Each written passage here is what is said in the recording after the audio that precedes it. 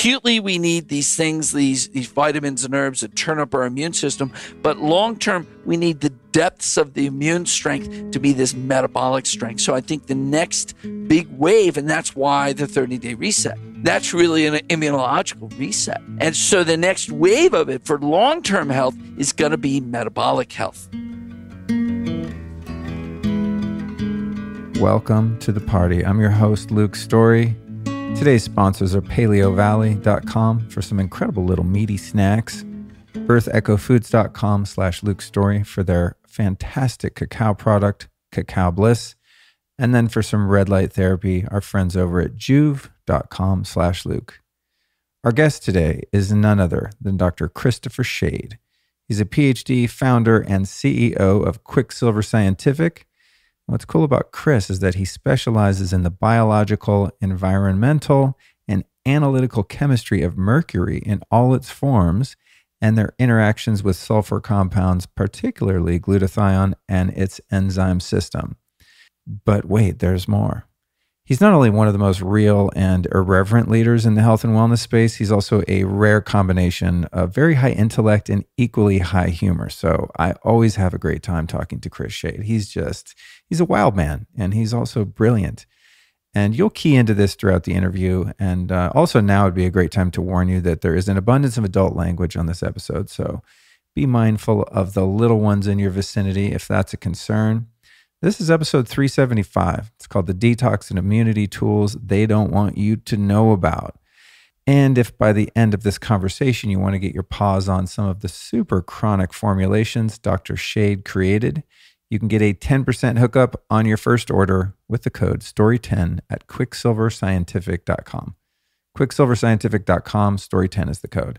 I love their stuff. I use it all the time, which you're going to hear about in this episode. But we talk about all kinds of crazy stuff. I mean, the focus was really, as I said, detox and immunity. But Chris knows a lot, and he's also willing to talk about anything. So we got into some super far out stuff. But to keep it on the topics covered, here's the skinny on this chat. First, we do a follow-up to my Quicksilver 30-day reset and how it saved me during my big move to Texas, which it really did. I don't know if I would have made it if I didn't do some heavy detoxing and fortifying before making that journey. We talk about what the 30-day reset protocol includes and how it helps, what true metabolic health looks like and why it matters, what trashes your mitochondria the most, Chris's thoughts on the health and wellness trends he's seen during the pandemic era, the biggest needle movers when it comes to immunity. Chris explains the phenomenon of virus and spike protein shedding, the critical link between gut health and optimal immune function, the immunity protocol Chris recommends. Then Chris talks a bit about ozone and its incredible list of benefits, which is something I always like to talk about, the truth about bioavailability of immune support ingredients, how to detox after mold exposure. Huge download on that one. I know this is something people struggle with a lot, so I was happy to get to cover this one. How mercury exposure typically occurs, why we should all be screening for mercury and other toxic metals, and how to analyze the results, why it's so important for women to test for and detox from mercury before having babies, what to do if you discover that you've been exposed to this evil mercury, the benefits and risks of oral and IV chelation, how to test and detox from glyphosate, and finally, Quicksilver Scientific's longevity wheel, what it is, who it's for, and how we can use it to improve longevity, and so much more. And I'd like to take a minute to thank you for listening to my show. You know, I had a dream 7 years ago to start my own podcast. I was a huge podcast fan myself. And I have to say, it's been one of the most rewarding experiences of my life. And without you, whether you're a new-time listener, a long-time listener, it would not be possible. So I wanted you to know that I deeply appreciate your time and attention. And you have my commitment to continue to bring you the most transformative information I can for as long as I can. And with that, I direct your attention to today's brilliant guest, Dr. Chris Shade.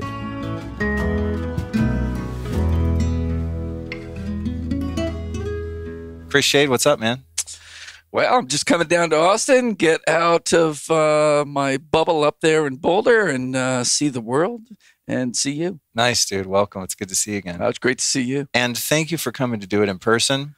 Oh, God, I hate this Zoom stuff. I've done a couple of podcasts with different people, And especially when people know how to talk to each other, when they have good energy together, you never go off topic. Whatever you are is the topic. And some of these Zoom ones, even when I'm interviewing other people, it's like, they usually would track with me, and then we just, you're tail ending and bringing somebody back to where you wanted to go. Yeah, I'm grateful for the technology, right? Because kept things together in a time where we could have been hopelessly alienated if this was the 80s.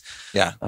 But let's get back together. Yeah, I agree. So thanks for coming out. I forgot to quiz you on what you have in your bag. Every time I see you, when I see you at parties or events, you're always like, hey, kid, come here. And you have something, kind of, sometimes above board, sometimes a little experimental. Sometimes experimental. There's some experimental stuff farther in there. But, whenever I give talks, I love nano-yohimbine. That's the alkaloid of yohimbine. No way. Oh, yeah. This is such a great central nervous system stimulant. James Maskell, I give him a bottle. And I do it before I talk because your word recall is impeccable. Really? Everything right there. You have enough firepower to stage the whole talk up there, and then the words just come down. You never miss anything. And James just texted me the other day. He goes, I love this stuff. It makes me feel so smart. Can I try it? Yeah. Yeah, do 3 of those. It's not going to give me an irreversible erection? No, in fact, everybody thinks it does that. It's like a brain erection. Okay, I can live with that. Yeah, your forehead will grow a little bit. I got a funny story for you about yohimbine. So a few years ago, I had some of this. I was like doing a libido experiment where I was trying to raise my testosterone and all this stuff. So I got some of the yohimbine HCl extract. That's what that is. This white nanoparticle. This white powder. Yeah. I don't really read the directions a lot. God, the dosages are minuscule. Yeah, so it says take 1 scoop. I'm like, teaspoon, whatever. Oh, I mean, it wasn't a teaspoon, but it was way more. A lot. Yeah. It was. You guys, this is a nano emulsified thing, which is why I'm holding it under my tongue and sounding really weird. Yeah. So anyway, I didn't even have a date or anything. Yeah. I was just like, I'm going to just try this out. And I took too much of the yohimbine. And this is a word of warning to anyone listening. Yeah. It was one of the most uncomfortable experiences of my life. In the heart?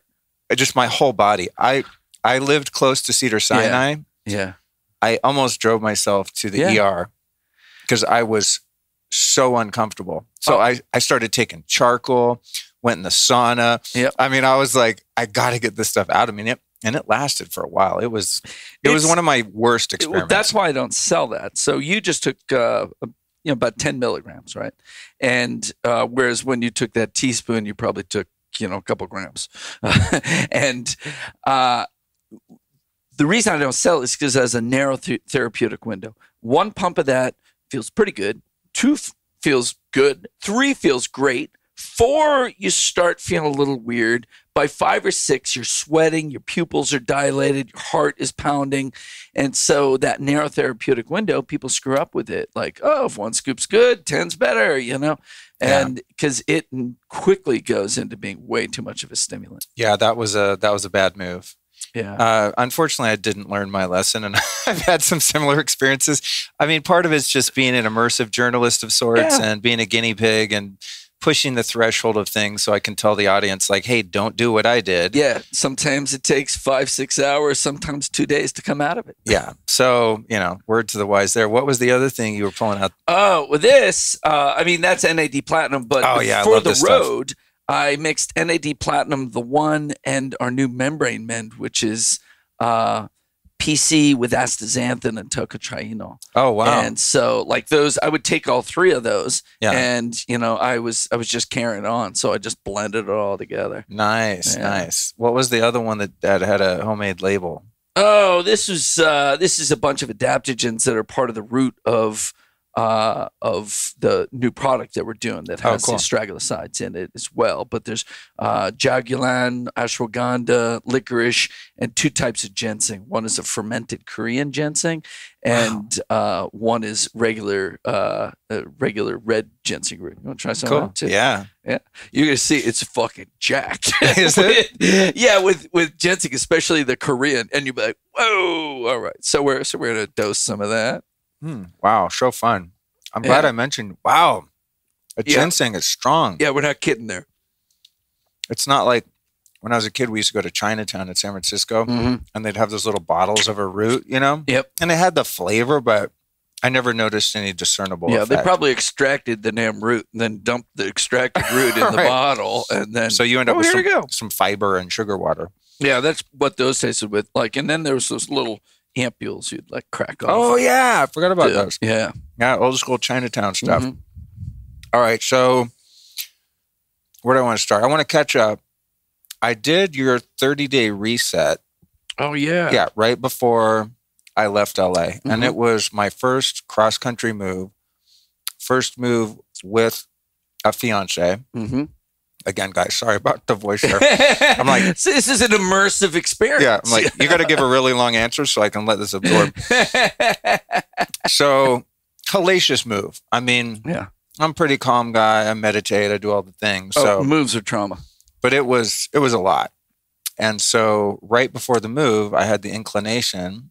I want to get my mitochondria firing. I want to have energy. I want to be as detox as possible so that I have the mental and physical fortitude to handle this move. So I did the 30-day reset that your team sent me. And I didn't even read into it too much. I just followed the directions, which were super easy, by the way. Thank you for not making it complicated. It's like, wake up, do this. Middle of the day, do this. Before you go to bed, do this. Like totally idiot proof. Yep. But I really was in such a hurry with the move. I didn't even know what I was doing. I just know that I executed this move with as much grace and focus as is humanly possible. So what was that reset that I did? So that is more of a metabolic reset. So when we do what we call push catch, you'll take liver sauce and binder. Liver sauce is meant to mobilize toxins, mobilize them through the bile, and then catch them with some binder. But we can use liver sauce or we can use AMPK charge. Now, that's what we used to call keto before 6. That was that product that puts you into ketosis like that. It's an AMPK activator that helps you mobilize all of your stored energy, makes you metabolically more flexible, has some autophagy with it. There's some of the liver stuff, but it's more of a metabolism thing. Now, we changed the name from keto before 6. The idea of that name was that you could be keto all day, just don't eat carbs in the morning and minimal for lunch, and you'll be in ketosis all day. Do whatever you want at night. So 6, like after 6. There's a guy who had this diet, the vegan before 6 diet. Eat animal protein at night. But nobody believed it. And all the biohackers were like, I struggle to get into ketosis. I'm not using your witch's cheap trick around it.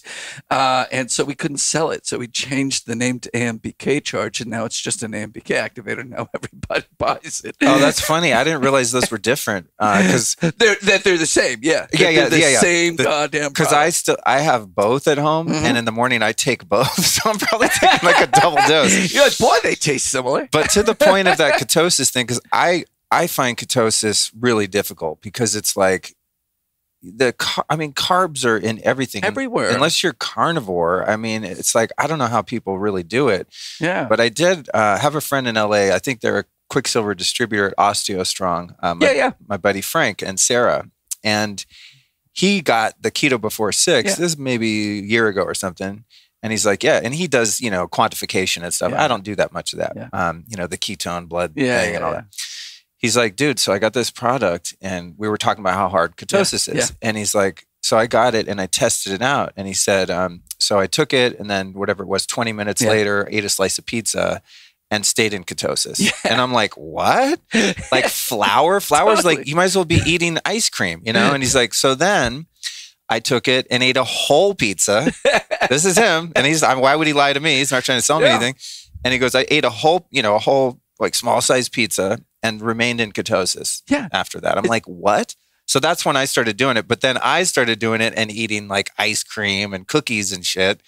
So I don't know if it worked for me in that regard. Well, see, the thing is, it's going to keep you burning both paths and being very efficient about it. And maybe you're not quite breaking deeply into ketosis, but you still have some ketones on board. And you just pull some of that stuff back for a little bit, you'll pop up into therapeutic ketosis. the beauty of this is it keeps you running both paths, and that's like the gold standard. So you could be making ketones and burning carb at the same time. Whereas usually your blood sugar has to crash down to like 70 before the ketones come on.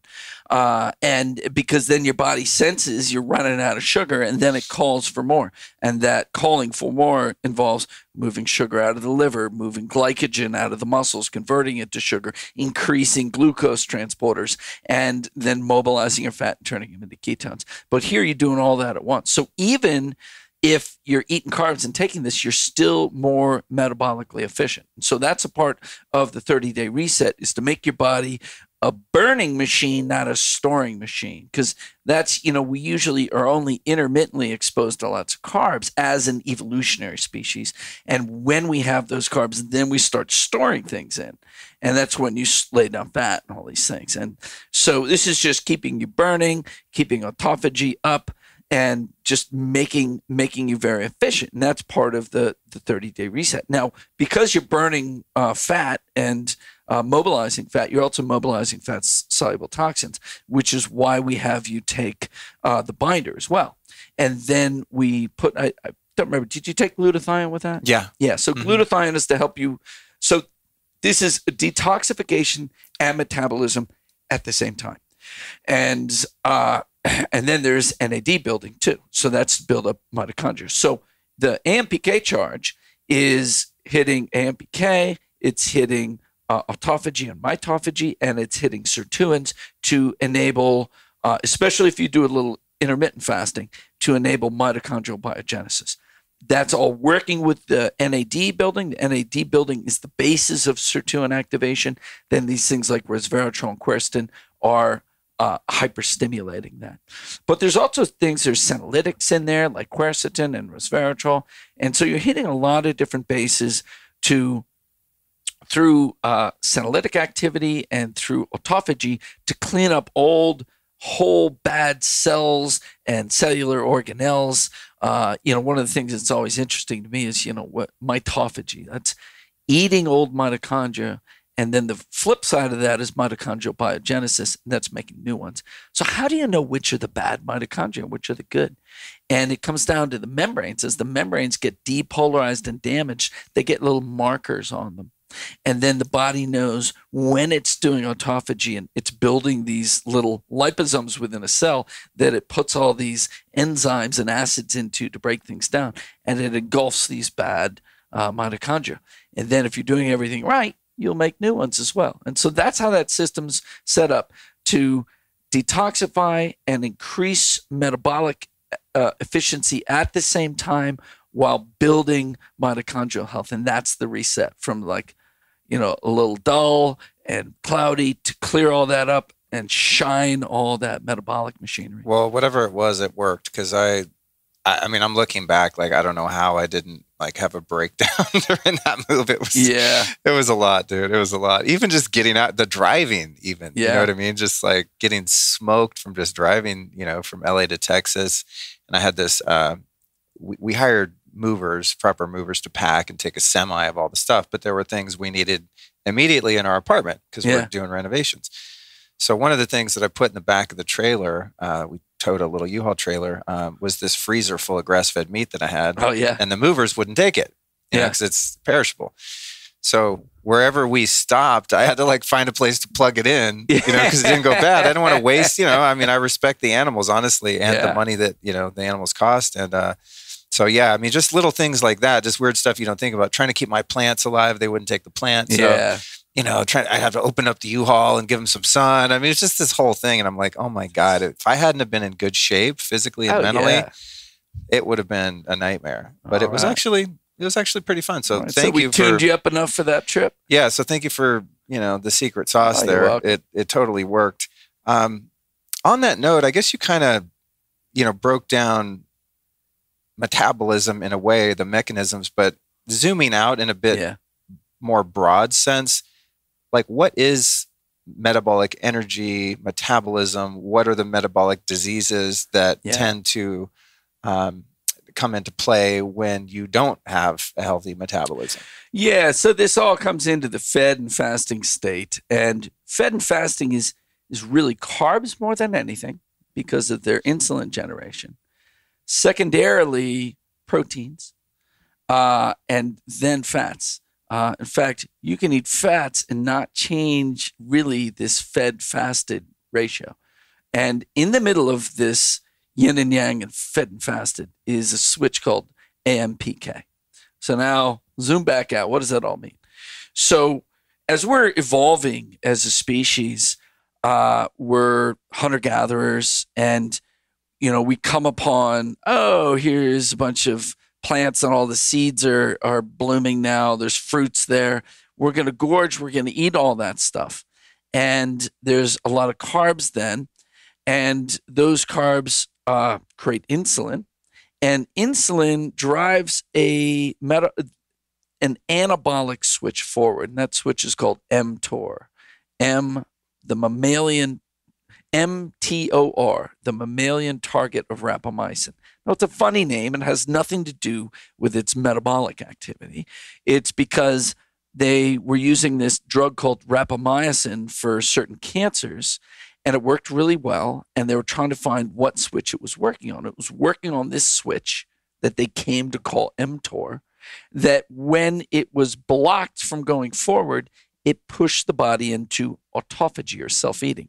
And so it would eat back damaged tissue or unhealthy tissue or wrongly generated tissue. And in this case, they were tumors. So as they looked into this switch, they found this was the switch between anabolism and catabolism. So anabolism is putting on mass, building muscle, building fat tissue, just building. And catabolism is breaking down tissue. Now, in the old days when all we thought about was building muscles, we thought catabolism was wasting away. But catabolism is really pruning the tree. It's clarifying your biochemistry by cleaning up damaged goods, by mobilizing fat, by cleaning out plaques, by taking damaged mitochondria, damaged organelles like the endoplasmic reticulum, that, as we said before, as they get older and damaged or anything that's weakening them, they get little molecules stuck onto them that say, kill me first. So it's only during that period where mTOR can either be forward or blocked. And when it's blocked, then you go inward and you clear all this stuff up. So what drives mTOR forward is insulin and branched chain amino acids. So when we're eating a lot of carbs and protein, we are anabolic and building. So old things like, you probably remember like muscle milk in the weightlifting days, and it was milk proteins like whey proteins and sugar. And that would build you up. Now you build up all the time. And a lot of these guys, they might be all chiseled from weightlifting, but they're going to start developing fatty liver. And then you start having a lot of damage. You have this chronic low-grade inflammation. And if you're not all chiseled, you're going to be developing abdominal fat and stuff, and you can have chronic low-grade inflammation, what they call in aging, inflammaging, which is mostly from nuclear factor kappa beta. There's good inflammation, like when you get sick, acute inflammation, when you get hurt, acute inflammation to remodel things or kill pathogens. But that low-grade inflammation is what's leading to cardiovascular disease. It's leading to neurologic disease. It's opening up the barriers. It's opening up the GI barriers. So endotoxins coming in, which is then amplifying inflammation. It's opening up the blood-brain barrier, and endotoxins getting into the brain, causing neuroinflammation. It's opening up the liver. In fact, we talk about leaky gut, leaky blood-brain barrier. There's leaky liver. There's leaky lots of things. You can talk about leaky vagina too. There's lots of things that just start opening up, and the compartmentalization starts going away. How we separate yin from yang in the system goes away. And these are functions of a loss of membrane and tight junction formation, because we're taking yin and yang and acutely separating them and letting them crash back together to create the power of our life. This is most noted in the mitochondria, where the membrane potential is your ability to push protons out to the outside of this membrane and have them all rush through ATP synthase and turn the motor that creates ATP.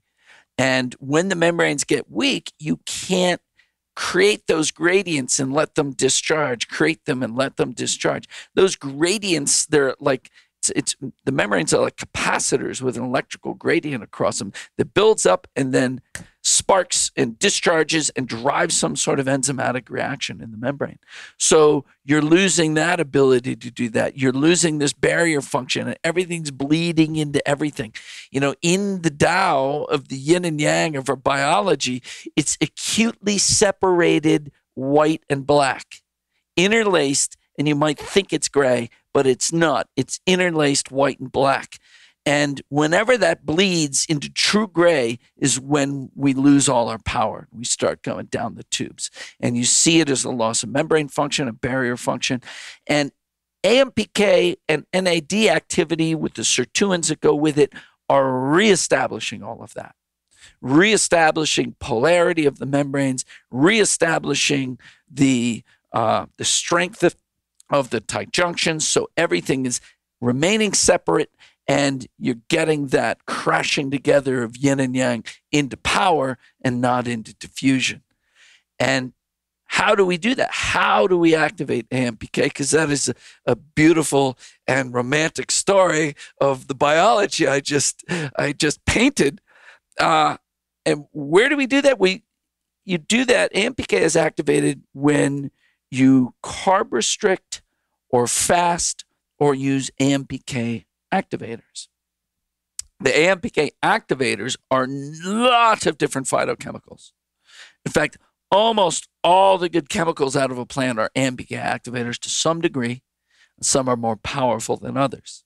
So this is why a plant-based diet has not a plant, what's the term that Mark Hyman used for it? It's like a plant-rich diet, because the plant chemicals have all these AMPK activators. They have all the fiber for driving the right microbiome. And so sometimes we miss why that's good. We think just meat bad, but it's because of that AMPK activity. So when we keep the carbs down, the insulin goes down. When we keep the branched chain amino acids down, even if it's during intermittent fasting, there's AMPK gets activated because you use up the ATP because you're burning carbs, because carbs are cheap and easy to get energy from. And then all of a sudden you run out of the carbs, and then the ATP levels go down, and ATP starts releasing phosphorus. It goes from ATP to ADP, which is, so there's adenosine triphosphate, then the adenosine diphosphate, and then AMP is adenosine monophosphate. It's lost all of its energy. And there's a little switch that says, oh my God, there's a buildup of AMP. We got to reach into our stores and get all this energy. So that switch is the AMP kinase. It senses the AMP, and then you can supercharge it. So just the AMP alone gives you this 10x upregulation of it. But then you can hit it from these two different angles with nutraceuticals or pharmaceuticals, and that's what metformin does. And that's why metformin is something that's used by biohackers as well as type 2 diabetics. It's able to drive that. And then the AMPK charge has some of the best compounds for doing it. That's why resveratrol is a fasting mimetic. Berberine is nature's metformin. Quercetin, DIM, silymarin, all these are strong AMPK activators. Notice silymarin is a big liver thing. That's all activated and controlled through the liver. So when you take time to let the carbs go away and then AMPK activates, and exercise does this too because it uses up your free ATP. So exercising, fasting, exercise, and then throwing in some AMPK activators, you get a very strong activation of AMPK, blocking of mTOR, induction of autophagy and mitophagy, and mobilization of resources, burning up of stored fat in your organs, tightening up of the membranes, tightening up of the tight junctions. That's why fasting is such a healing thing, and we can use our plant medicine on top of it to get more strength out of this without having to go on a 4-day water fast.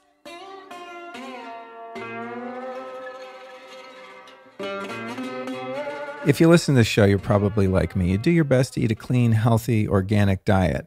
And that's easier to do at home when you can cook your own food or go out to a trusted restaurant. But the problem I've had is when I'm on the road or stuck out and about and I need a snack. This is where I'll tend to go off the rails and eat something that's less than optimal. So our friends over at paleovalley.com have solved that problem, y'all. They make some incredible beef sticks, and they are 100% grass-fed and grass-finished. You should know that many on the market claim to be grass-fed, but they're actually finished on grains. Little industry secret there. We'd like to avoid that. Why is 100% grass-fed important? Well, it's got more omega-3 fatty acids, vitamins and minerals, glutathione, and of course, bioavailable protein. Another important thing here is that Paleo Valley uses real organic spices to flavor their beef sticks versus conventional spices sprayed with pesticides, natural flavors, quote unquote, made from GMO corn or even worse, MSG, which is super toxic. They also ferment their sticks, which creates natural occurring probiotics, which are great for your gut health and make them easy to digest. So these guys have saved my life when it comes to snacking. I keep them in my bag all the time, so I'm never stuck anywhere without some food. You can get your hands on some at paleovalley.com. That's PALEOVALLEY, paleovalley.com. And the discount code there for you is Luke, and that saves you 15% off at paleovalley.com.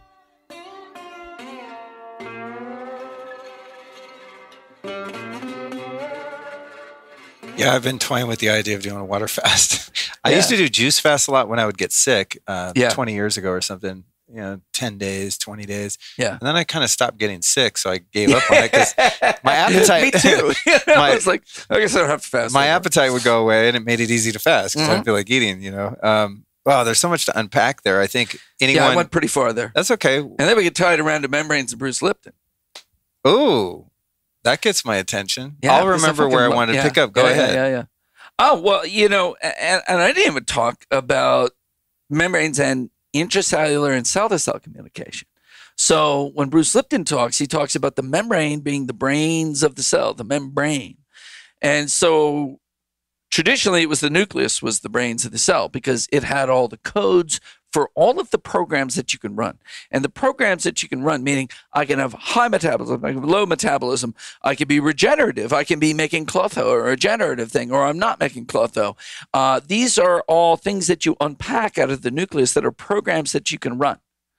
And there's DNA for it, so there's a coding for it. Then the RNA reads it, the mRNA goes out to the ribosome, and you make some sort of protein that is really the program you're trying to run. So the program's usually proteins that you express. So we used to say, well, they're all in there, and we're just expressing what we need to express. But it turns out we tell the nucleus which of the programs that we want to express. And the cell membrane, like in a cell culture of individual cells, the cell membrane is reading the extracellular environment and judging what kind of resources are available to it. Is this a healthy extracellular environment? Is it an unhealthy environment? When it's healthy and there's resources, we go into, we take signal, we read the outside, we transcribe signals into the cytoplasm that get carried down into the nucleus to say which of these programs should we express now. So that means from this perspective, before we get into a deeper one, that means if the cell membrane is seeing a toxic extracellular environment, the extracellular matrix and the lymphatics around it, it's going to say, no, this is a shitty environment, and we're going to modulate what we can express. And at the worst level, we're going to go into a default survival mode. And some of the speculation around cancer is that is the ultimate default survival mode that goes totally, sideways in us.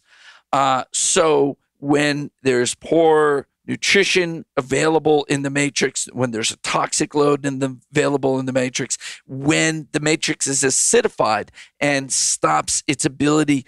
So the extracellular matrix, when you get metabolic acidification, you start gelling it up. It's almost like cooking an egg white, and it can't move things back and forth. So all this dysfunction in the matrix, and then the cell says, well, there's not shit I can do here. And so I'm just going to go into default mode. So that's why German biomedical medicine like Alfred Pischinger and that crew. They were all PhDs that focused on the extracellular matrix as the healing way. And so there was extracellular matrix drainage. They figured out that acupuncture all works through cascading signals through the extracellular matrix. And there's this big open antenna-like array that of these proteins and carbohydrates in this gel matrix that are cascading signals across it. Bill Tiller even found these hyper-ordered ion channels through the matrix. So at one level, the membrane's reading the matrix and putting signals down into the nucleus about what it can do. Now, that was his story 20 years ago. Now we found out that inside the cell is tons of membranes. So the mitochondria is just a membrane, one big outer membrane and a really folded up inner membrane that's creating this potential to make ATP.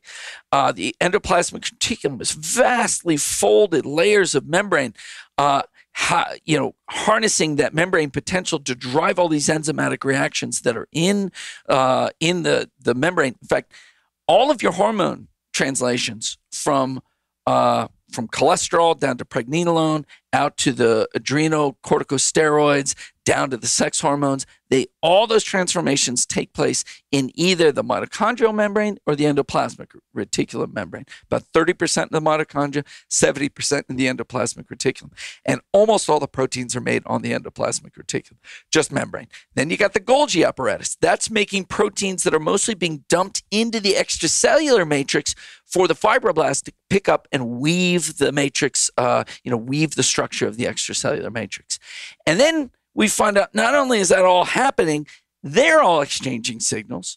So there's signals from the outside to the inside, from the inside to the outside to go cell to cell, and then signals exchange between the mitochondria, the Golgi, the endoplasmic reticulum, all those transduced into the nucleus to say what we do. So what programs are available to us are a function, one, of the extracellular matrix health, and two, of the intracellular matrix health and the membrane potential, the amount of mitochondria. What are the mitochondria releasing? Are they releasing pro-inflammatory messages? Like senescence is actually coming from the signal for senescence is coming from damaged mitochondria. And those signals are going out cell to cell and killing other things. And so all of this is a membrane to membrane to membrane to membrane discussion resulting in manifestation of the genes that are either regenerative or the genes that are just saying, just fucking hold it here. So that's where the Bruce Lipton perspective comes in. Yeah. Of the cell being like almost a replica of the universe. From when you describe this, it gets so intricate, and anyone listening it's like fractal discussions. Yeah, it's fucking wild. And I'm barely hanging on. I'm like, hang in there, Luke. You got this.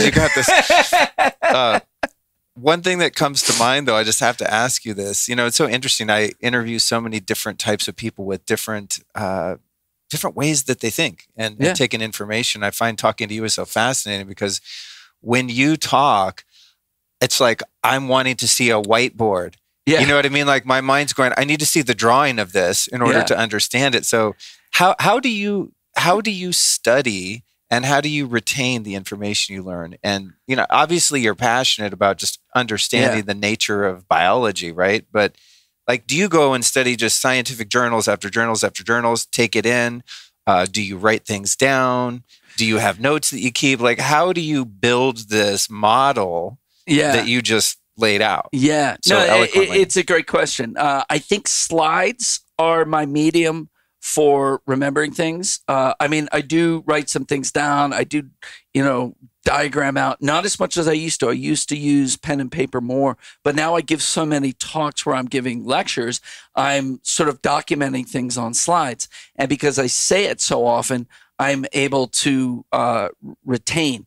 Whereas I used to use, written that neuromotor activity is magic of the hands and is really good for memorization.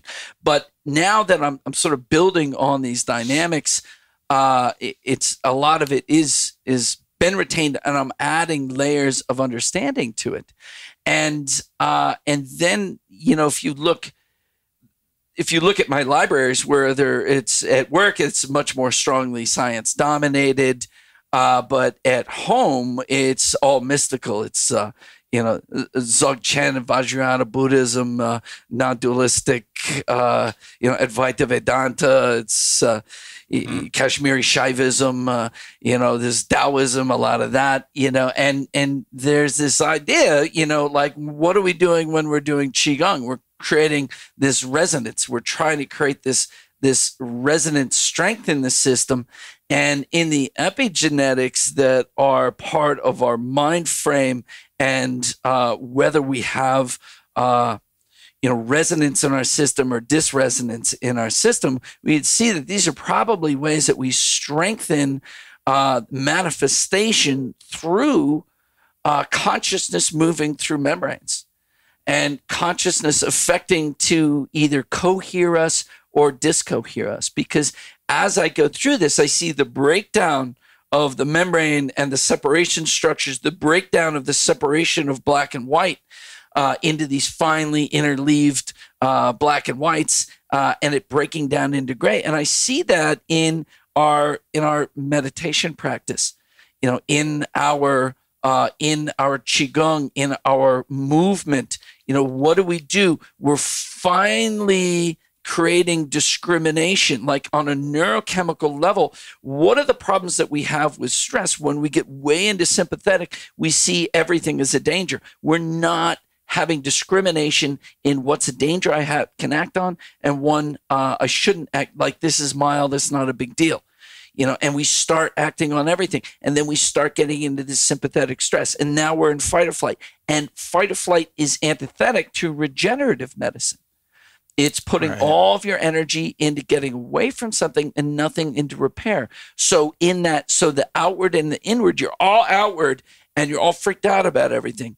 And you're not going inward and regenerating. So, what do we do in the meditation?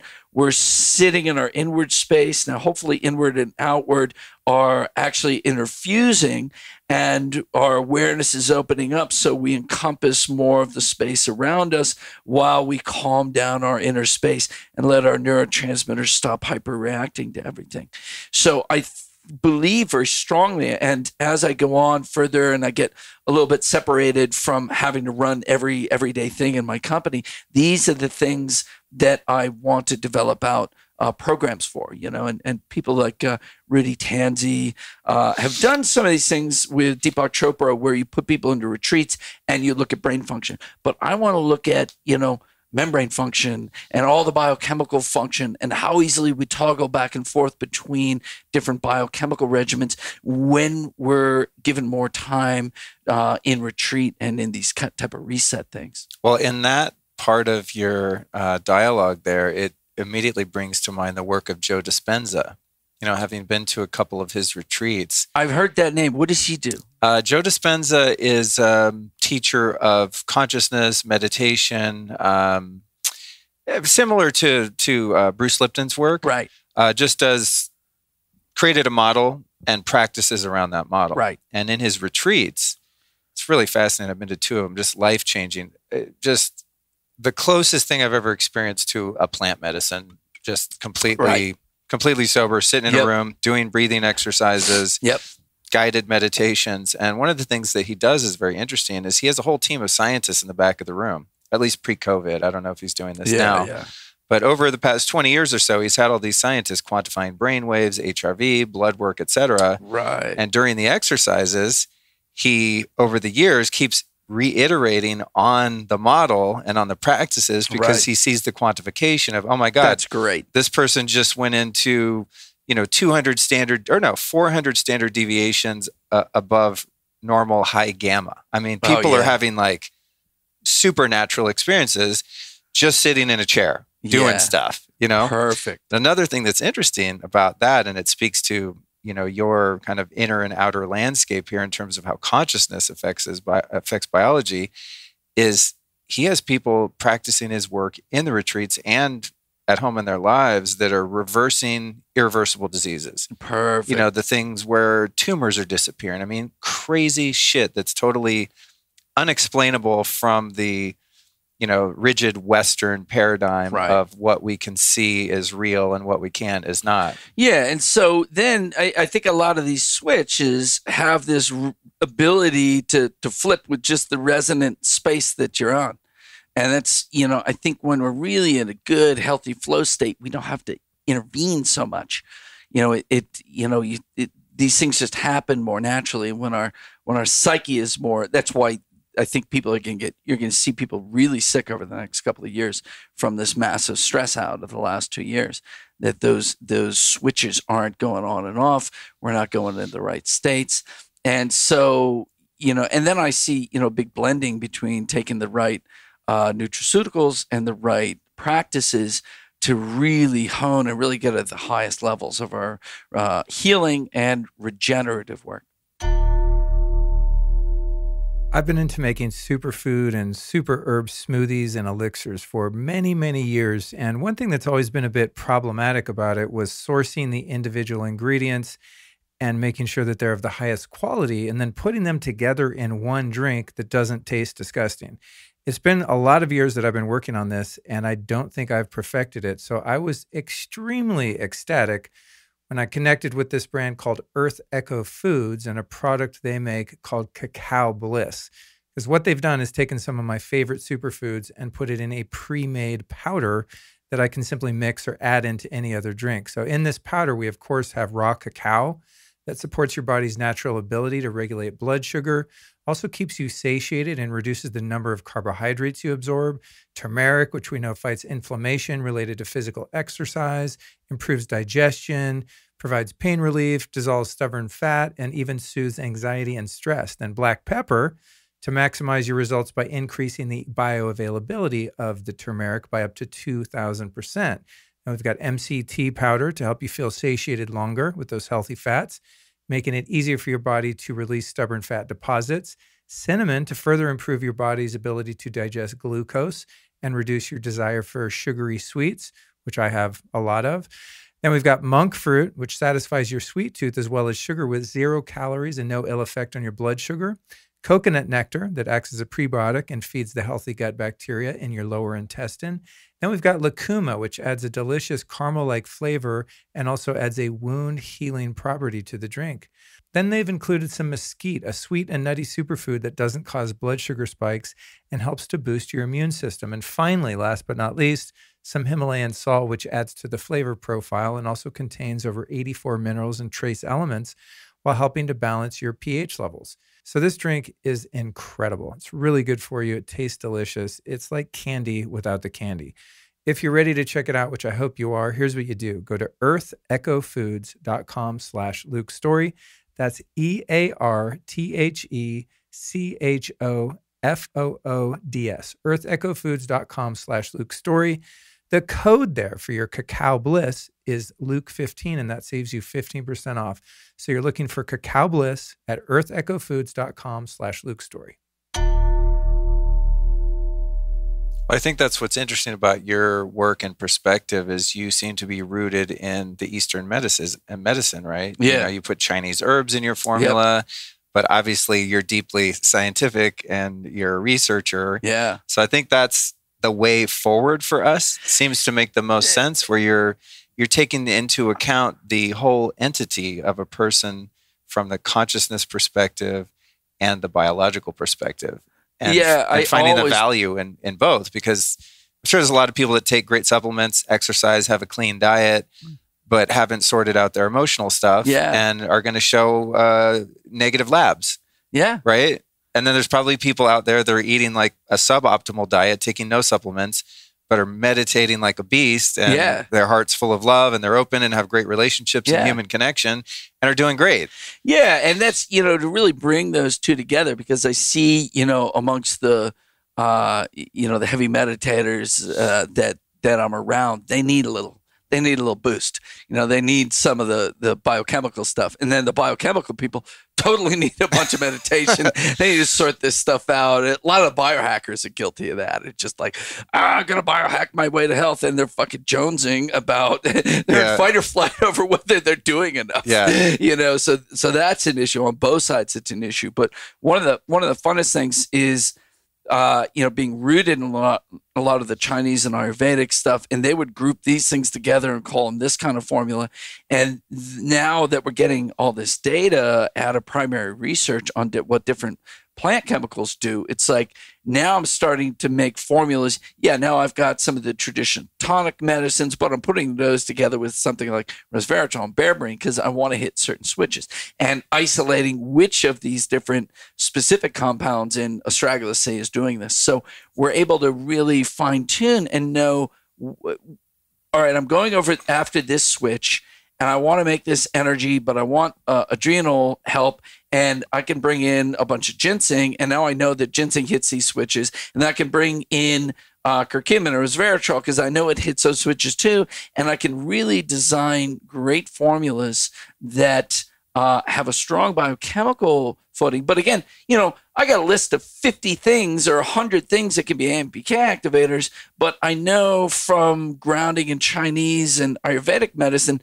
which energies I'm trying to bring forward. So I know which of the plants can do the biochemical thing, but then there's some stuff that we haven't quantified yet, but I know that they'll do that. So I can bring in, adrenal support on top of metabolic support. And I think we're really going to see a lot of effects out of that. When it comes to the mitochondria and the production of ATP, I interviewed Robert Slovak recently, and a couple years prior, Tyler LeBaron, about two things, about molecular hydrogen and also deuterium. Deuterium seems to be plenty of research out there to indicate that having all this heavy hydrogen molecule in your mitochondria gums up the nanomotors and makes it more metabolically expensive, I guess you could say, to produce ATP. Do you subscribe to depleting your deuterium with the water and stuff? I mean, do you think it's I've entered a very expensive subscription into the depletion of my deuterium. And so Robert's actually housed his Lightwater world somewhat at our lab and office. Oh, okay. So the deuterium, salivary deuterium measurements are done at Quicksilver Scientific. Oh, funny. I didn't know that. Most of the light water is stored in Wyoming and shipped out, or in Reno and shipped out of Reno, but the testing's all done at our office. And so I get to test my salivary deuterium and watch it come down as I drink all this very expensive water. But it's the data around is mostly coming out of Russia and Eastern Europe, and it's freaking stellar data. And they got all this work on cancer, and cancer is a metabolic disease. And so if you're trying to make your mitochondria more efficient, you're trying to get into these more autophagic and highly efficient metabolic states. Deuterium, the deuterium molecules will get into the ATP synthase motor and kill the motor, and they'll just block it. And they gum up a lot of reactions and slow down a lot of reactions. In fact, deuterium is used in medicine to slow some things down so you can label it or quantify it more. It's actually a way to kill you too. You can poison somebody by giving them deuterium until you slow everything down. So it was known in medicine to use, and in biochemistry, as ways to just gum up different reactions with deuterium. And some they just slow down the reactions, but with ATP synthase, it actually destroys the motor. You got to chuck it and make a new one. It's a very precise, intricate motor. It costs a lot of energy to make that. So you're spending a lot of energy to keep up with the same ATP production because reactions are slowed down and because ATP synthase gets fouled by that and you have to keep making new ones. Got it. Yeah, it's funny what we were talking about before we recorded, that I'm doing so many things all the time. Sometimes it's difficult to quantify what's doing what. When I did the 30-day reset, I mean, that was a big intervention because I was committed and I was doing it every day for a period of time. So I was like, wow, I feel amazing. But, with the deuterium depleted water and some of these things. It's slow. It is. Yeah. But it's difficult to quantify. But at the same time, when I did the testing after 2 months, a 2-month cycle on that deuterium depleted water, my levels came way down to the point where I guess my body would have the ability to deplete it itself. I don't know that. They talk about all this metabolic water, and then you can keep your levels low. I haven't digested all of that yet, because it's not, we tested everybody around our lab, and you have these serious, we're in Boulder County, you got all these triathletes and stuff. None of them were any lower than your average person. Right. Everybody was pretty much a function of the water they drank. And ironically, the tap water in and around Boulder, because it's all mountain stuff, the mountain, this is a distillation process. If you're in LA, you have high deuterium water, and as you go into the mountains, the heavy water falls out faster. In fact, that's how they make low deuterium water, these massive 75-foot distillation columns. So as you get into the Rockies, you've dropped out a lot of the heavy water, and so we had pretty low deuterium water. It was like 138 to 140 around there. And so the people who drank only bottled water had higher deuterium than the tap water drinkers. So really you wanted tap water in like an RO system. Right. And those people are all starting around 140 and then depleting from there. I was drinking for years my own spring water that I'd get from Big Bear, 8,000 feet. And then that's lower. A company called Alive Spring Water got this high altitude water from Oregon and brought it down. So I was drinking that forever, and then I had it tested, and it was 139. Yeah, that's great. And then when I tested, before I did the depletion, I was at around like 145. Which was lower than some people. And I thought it must have had to do with being on spring water for years. Yeah. That's bringing you down from 150 that you would. Right. But here in Austin, there's limestone everywhere. So the springs here suck. They have like really high minerals, you know? Yeah. So it's kind of swag. I haven't figured out the water right now. I got the AquaTrue RO system. Yeah. So that'll take the swag. You can measure the deuterium of the water. Well, just take your AquaTrue water and have that measured and see what that is. Because the AquaTrue is nice, because that's just going to take the shit out of the water, but it's not going to change any of the deuterium levels. That's a function of the base water that you're working with. So it's a question of where that limestone water comes from. Is it blown off the Gulf and rained down here in the aquifer? Then it's going to be really high. Does it drain down from the Rockies, and the Rockies have, minimized the deuterium? Then it'll be low. Right. Cool stuff. Yeah. I mean, I'm going to keep doing it. I'm on the subscription from Lightwater too. Yeah. What's your latest number? I haven't tested. I actually I'm bummed, because it was about 2 years ago when I did the first round, and then I just didn't want to spend the money. If I had been thinking about it, I would have brought the little salivary things. I'll get one, because me and Tracy Deuce did that, on a podcast when we were doing there. Yeah, I'm about I'm on a month in. So I could test now and then just keep. I think I'm just going to keep going. I mean, I'll just keep going. As long as what you do is you do it intensively. Like, you try to only drink that for a while, and that depletes you. Right. And then to keep yourself going, it's like 2 16-ounce glasses a day. You don't have to drink just that. Cool. Yeah, it does get expensive. Yes, it does. But when it comes to health, what else are we going to spend it on? What areas of health and wellness have you seen spike in terms of Quicksilver's product sales, or just what you're seeing trends with all of the COVID madness going on? Well, obviously immune stuff. And so we fast forwarded a bunch of immune products. We made our immune charge, which was liposomal C and elderberry with nanoparticles of high doses of DA and some balancing doses of K and tocotrienol. And that was meant to like really quickly boost your immune system. And if you're doing these shots of it, we had these 12 mil shots of immune charge. And then you can get the 100 mil bottle and just do a teaspoon a day. So that we put out right away. And then we got into these high-end zinc complexes called zinc ionophores. Zinc ionophores, these are phytochemicals that complex the zinc, and that complex is lipid soluble, meaning it can passively move through the cell membrane and increase intracellular zinc. Now, normally, hydroxychloroquine. Yeah, right? So that was where that all came from, is hydroxychloroquine. You see, like that Jewish doctor, that funny guy out in New York who claimed 98% reversal of COVID. He was using hydroxychloroquine, azithromycin, and zinc. And you had to take the zinc with it, 200 milligrams of zinc sulfate every time you're taking this other stuff. And eventually he said, people said, why zinc? Zinc ionophore. Hydroxychloroquine zinc complexes go right into the cell. And intracellular zinc is crucial for the antiviral activity of the cell. its natural immunological activity, there is some evidence that the virus is blocking zinc transporters. That, there seems to be what is a symptom of zinc deficiency, acute zinc deficiency? Loss of smell and taste. Oh, no kidding. Yeah. Wow. And so they may be blocking those transporters. And so the zinc uptake is really low. And that's part of why the virus is hard to dodge or hard to get rid of, and why you lose that smell and taste. And so we used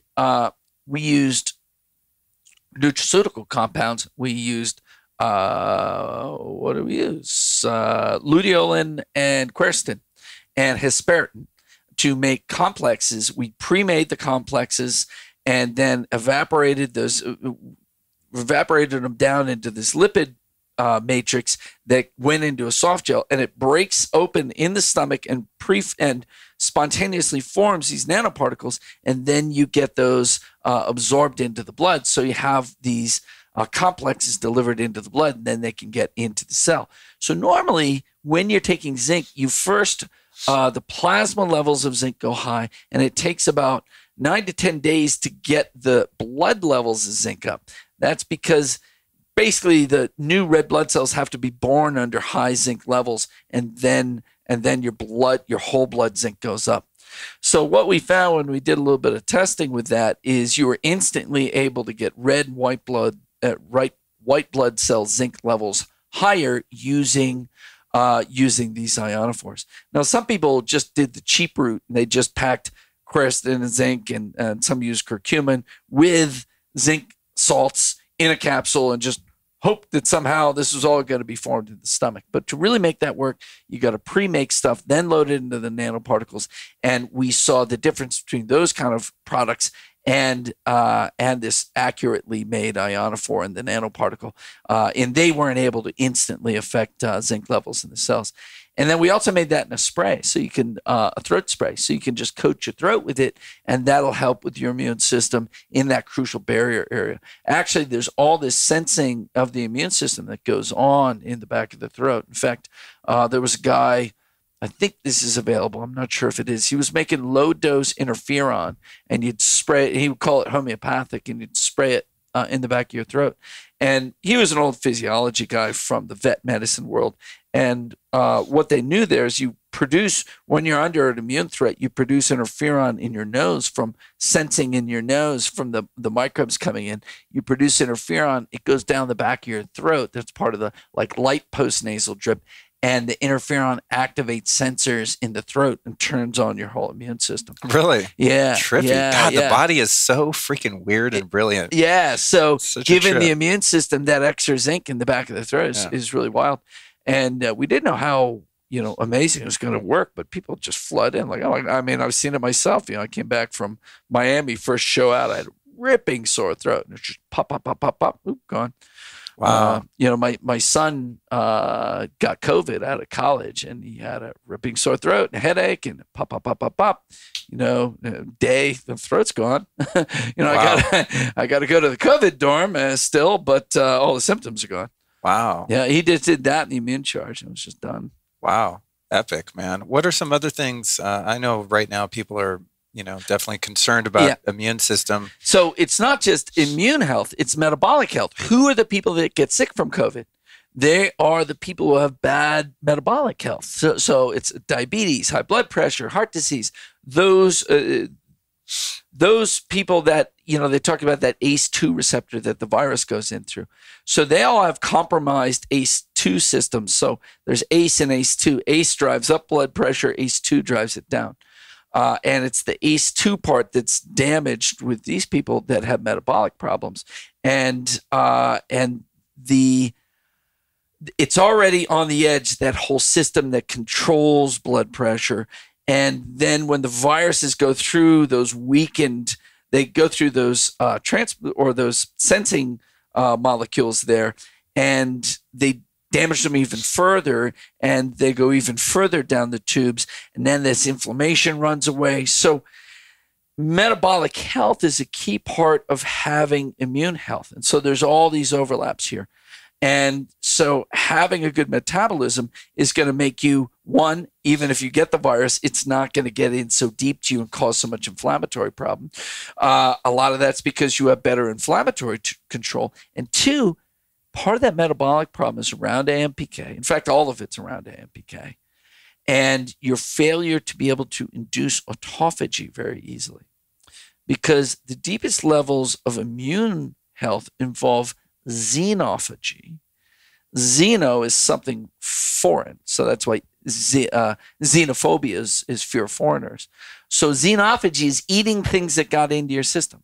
So that's taking a virus, a bacteria, a parasite, putting it into an autophagism. Same thing that we're going to digest a bad mitochondria, we're going to digest this virus. We're going to take it apart, then we're going to make antibodies against these little parts that we've taken out, and then we're going to secrete those into circulation. And that's the first wave is an innate immune. The second is the acquired immune. That's when you're going to decimate this and get this virus under control. And it requires that you have good autophagic mechanisms, meaning you can go from fed to fasted on a dime. That means you've got a strong metabolism. So that means people who intermittent fast are going to be better at handling the virus and clearing the virus. If you're taking AMPK activators, that's going to pop you back and forth. All these things around that metabolic switch are things around your immunological defenses. So one is that autophagy, two is ATP production and NAD production.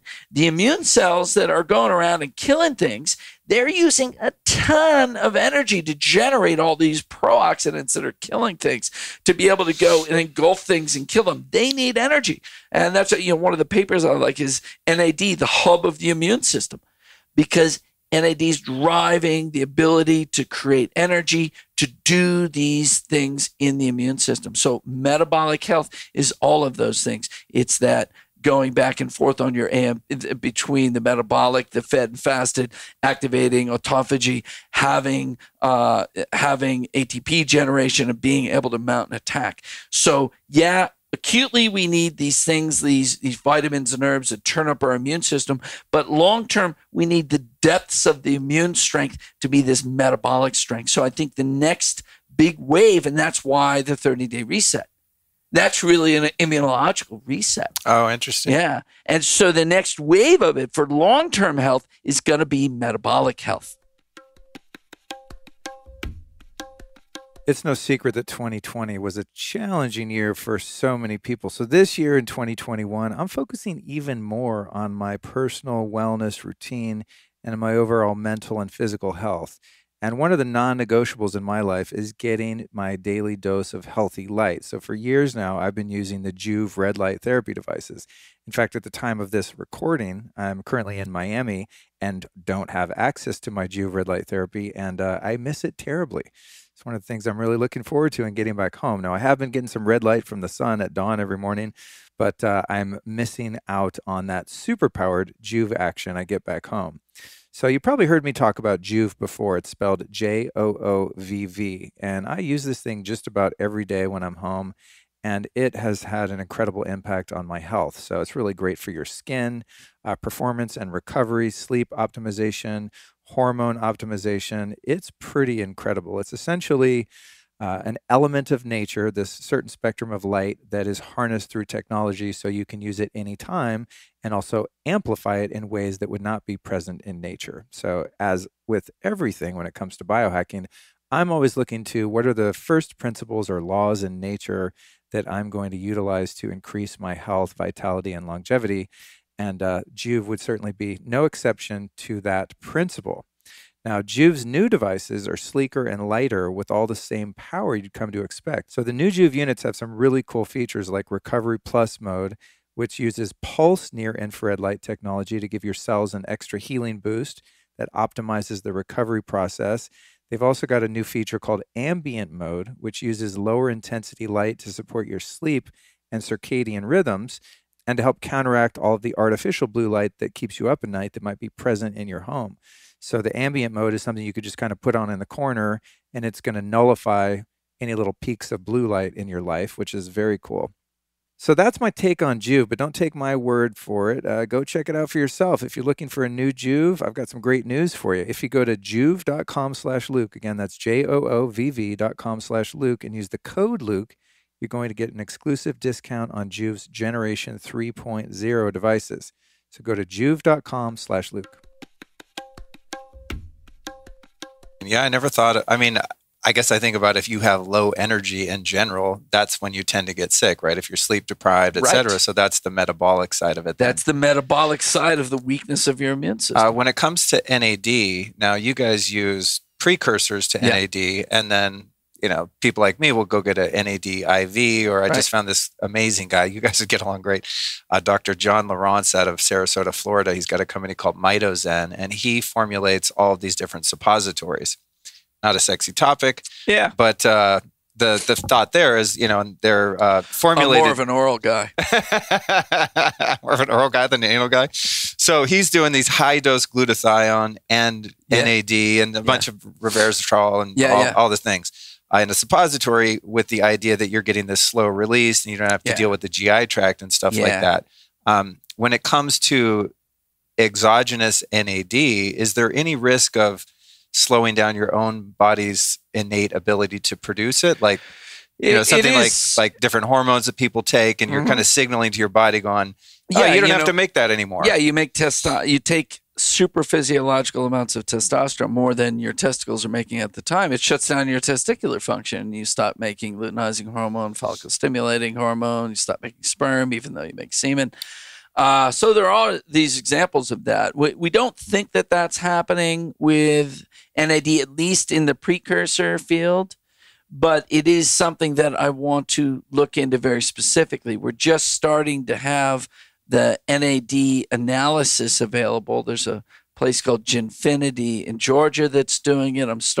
We're actually doing a 50-day study right now using a 3-month intervention along, very similar to the metabolic reset, but dragged out into 3 months, where the first month's more detox, the second one is more metabolic, the third is more purely mitochondrial. And we're looking at epigenetic age before and after, and different parts of the epigenetics of your metabolism, and these biomarkers, including Klotho, AMPK, mTOR, and NAD. So as the NAD, and that's basic NAD analysis. There's people like James McClellan, and at our lab, where we're trying to look more into using mass spec for the whole NAD metabolome, so we can look in and see how are we monkeying with that. Because the key thing that gets blown out is this enzyme that takes nicotinamide up into NMN, and that gets blocked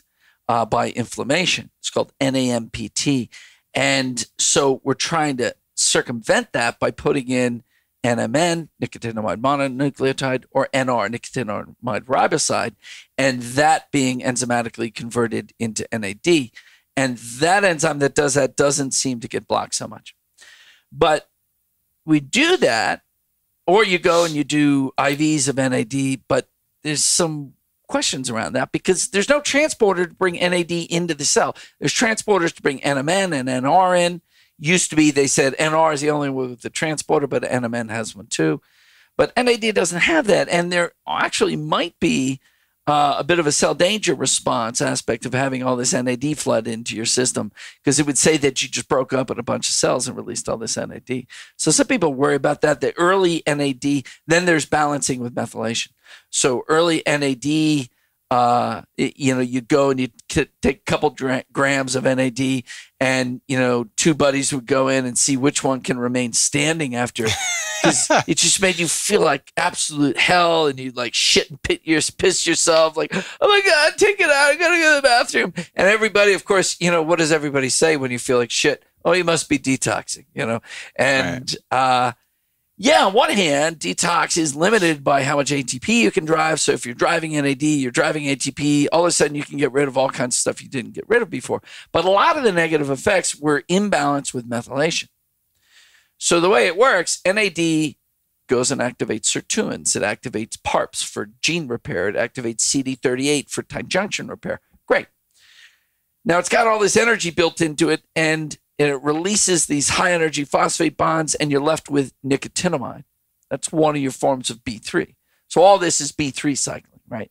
So there's niacin and nicotinamide. So nicotinamide is the breakdown product of NAD, but nicotinamide, when it pools up, inhibits the sirtuins and the PARPs and the CD38s. So then you have to move the nicotinamide either back up to NAM or NMN and then to NAD, or you got to methylate it, move it out of the system. So if you're jacking a lot of precursors or NAD in the system, you're going to build up a lot of NAM, and it's going to block your progress. So you're going to use methyl donors to pee it out. You make methyl nicotinamide, and your donor there is SAMe. So SAMe is your, a big methyl donor. It's a big part of, having enough methyl groups is a big part of genetic health and neurological health. And when you methylate the nicotinamide, you're left with homocysteine. First SAH, S-adenosyl homocysteine, then homocysteine. And so you start building up homocysteine. Homocysteine is a cardiovascular problem. It's a risk to neurological health because you don't have enough methyl donors. And so when you're just jacking in NAD, you actually create a methylation deficit. Oh, interesting. So that creates all these problems. So people would start taking NR, they'd start doing NAD IVs, and they feel freaking amazing, and soon they crash. And then you're low methylation, then you start having histamine issues, you start having allergic reactivity and depression. And so you need to balance NAD boosting with methylation. And so you have to regenerate SAMe, and that involves the methionine cycle and the folate cycle. And so you need trimethylglycine, you need B2, you need methyl B12, and maybe a little B6, B9. And so now people know that. Now they're balancing those two. The easiest way is trimethylglycine or betaine. And so that's in our products. We like to balance all those things. So when that's all done right, it's fantastic. So the way I've gone is to use NMN, liposomal NMN, and liposomal methylation, promethylation, vitamins, and then some sirtuin activators, either when I'm taking the 1 or AMPK charge or in the NAD platinum. There's some of that. So what we need to do then, back to your question, is we have to measure the whole metabolome and see which of these interventions is it bringing it all up and which is it breaking it down. And there's a great paper that I love to lecture from about methylation and NAD together. That was a part biochemistry, part anthropology, looking at different civilizations that had different balances between NAD building and methylation. And they were talking about neurodegeneration from either having more methylation than NAD or more NAD than methylation. So more NAD than methylation deficits, pellagra, more NAD than methylation is a certain type of Parkinson's disease that you get from low methylation. Wow. And then low the other way methylation around, with high NAD. With high NAD. Wow. Yeah. And then high methylation, low NAD is pellagra type. That's B3 deficit. That's a different type of Parkinson's. And so they both show the same problem with damage to the mitochondria of the dopaminergic neurons, but they come at it from different excess versus deficiency. Interesting. So from your perspective then, out of that, I'm gathering that you think combining the methylation and the precursors to NAD more safe long term. And you can go in for IVs and just boost the whole thing. Right. But maybe something that you want to pulse and not do all the time. Not too often, and maybe go in with taking extra trimethylglycine or our methyl charge before you go in for the IV, so it doesn't hit so hard. I interviewed Matt Cook. Have you ever interviewed Matt? I'm about to. I was going to, and then the travel got restricted, and I left California. But I think I'm going to go out in July. Yeah. Oh yeah. So I went out there, and because I was out there for some biohacker congress, and so I went down and interviewed him. Then went to his house and stuff, and he talked about it all. He said, "Oh yeah, in the beginning we were just doing these multi-gram IVs and wasting people out. Now we might do 100, 200 milligrams and load him up with trimethylglycine before that, so he knows to balance so he's all hip those to things. that, huh? He's hip to the whole Oh, thing. cool. Yeah, he seems like a bright guy. He's a very bright guy. Yeah, he's a wonderful, big heart. He really just wants to help. But he's doing all the cutting edge stuff. What was I going to ask you about? Okay, so the NAD. There was a couple other things around that. Let me see. Going back to the immune function. So we talked about metabolic health, not just trying to boost the immune system in the classical sense, but having the metabolic energy to support the immune system. Break down how the gut is critical to the immune system, because I think that's something that a lot of people miss. They got leaky gut, they have dysbiosis, and they're more susceptible due to that. Might not even be aware that that's so critical. So here it's there's so many levels at which the gut's doing this, but they say like 70% of your immune system's in the gut. So the gut, you're reaching into the food that's coming through the gut, and you're sort of tasting it all and seeing what you have to alarm to, what you don't. So this sort of normalcy of response of the immune system, that discrimination of friend or foe, what to react to, what not to, is anchored in the GI tract. And then there's all this, when we talk about leaky gut, what's happening there is the tight junctions between each cell in the intestine. So cell, they're very tight, and they have the dendritic cells have these parts of their immune system that reach out and taste everything. And then they're deciding, where we're at. Now, what we don't want is to break open those junctions. Then what's called endotoxin, which are little pieces and parts of bacteria, start getting into circulation.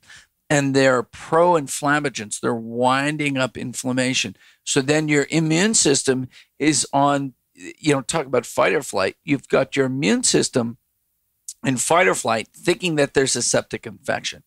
So it's winding up inflammation through the whole body that's causing all kinds of damage to the body. It's lowering detoxification. It's lowering free radical control. Because when you turn up inflammation, when you turn up inflammation, you turn down antioxidant activity, because inflammation is a pro-oxidant endeavor where you're making peroxides and hypochlorous acid and stuff, and you're throwing this all at these microbes. So your body goes into a pro-oxidant thing, and it's all freaking wound up, and it's sort of sounding the alarm at everything. And then it may miss the specific things that are happening, like this viral infiltration, like chronic Lyme, like chronic biofilm infections. And it's just lost in just sort of pouring free radicals all over the place. So having that barrier integrity between the cells is going to keep your immune system on task. Now, we talk about the microbiome as if it's controlling everything in our body, and it's controlling inflammatory states and stuff. And it is controlling, but it's a bi-directional thing. We also control our microbiome. And the stronger our immune system is, and the better those barriers are, the more we can control the microbiome. So the breakdown of the barrier, whether it's from bad microbes or bad pro-inflammatory allergenic food, or not being in enough fasting state, not enough AMPK, that's where that whole barrier breaks down. Remember, again, that separation of inner and outer breaks down, and all this chaos starts ensuing in the body on a number of different levels, but very strongly immunologically. And so one of the beauties, once you start getting the people who get super reactive to food, they get super reactive to every single thing that they take. Now, AMPK activity and sirtuins and NAD are going to minimize that hyperactivity, and glutathione will do that. But often they're in such a state that you can't give them anything that they won't react to.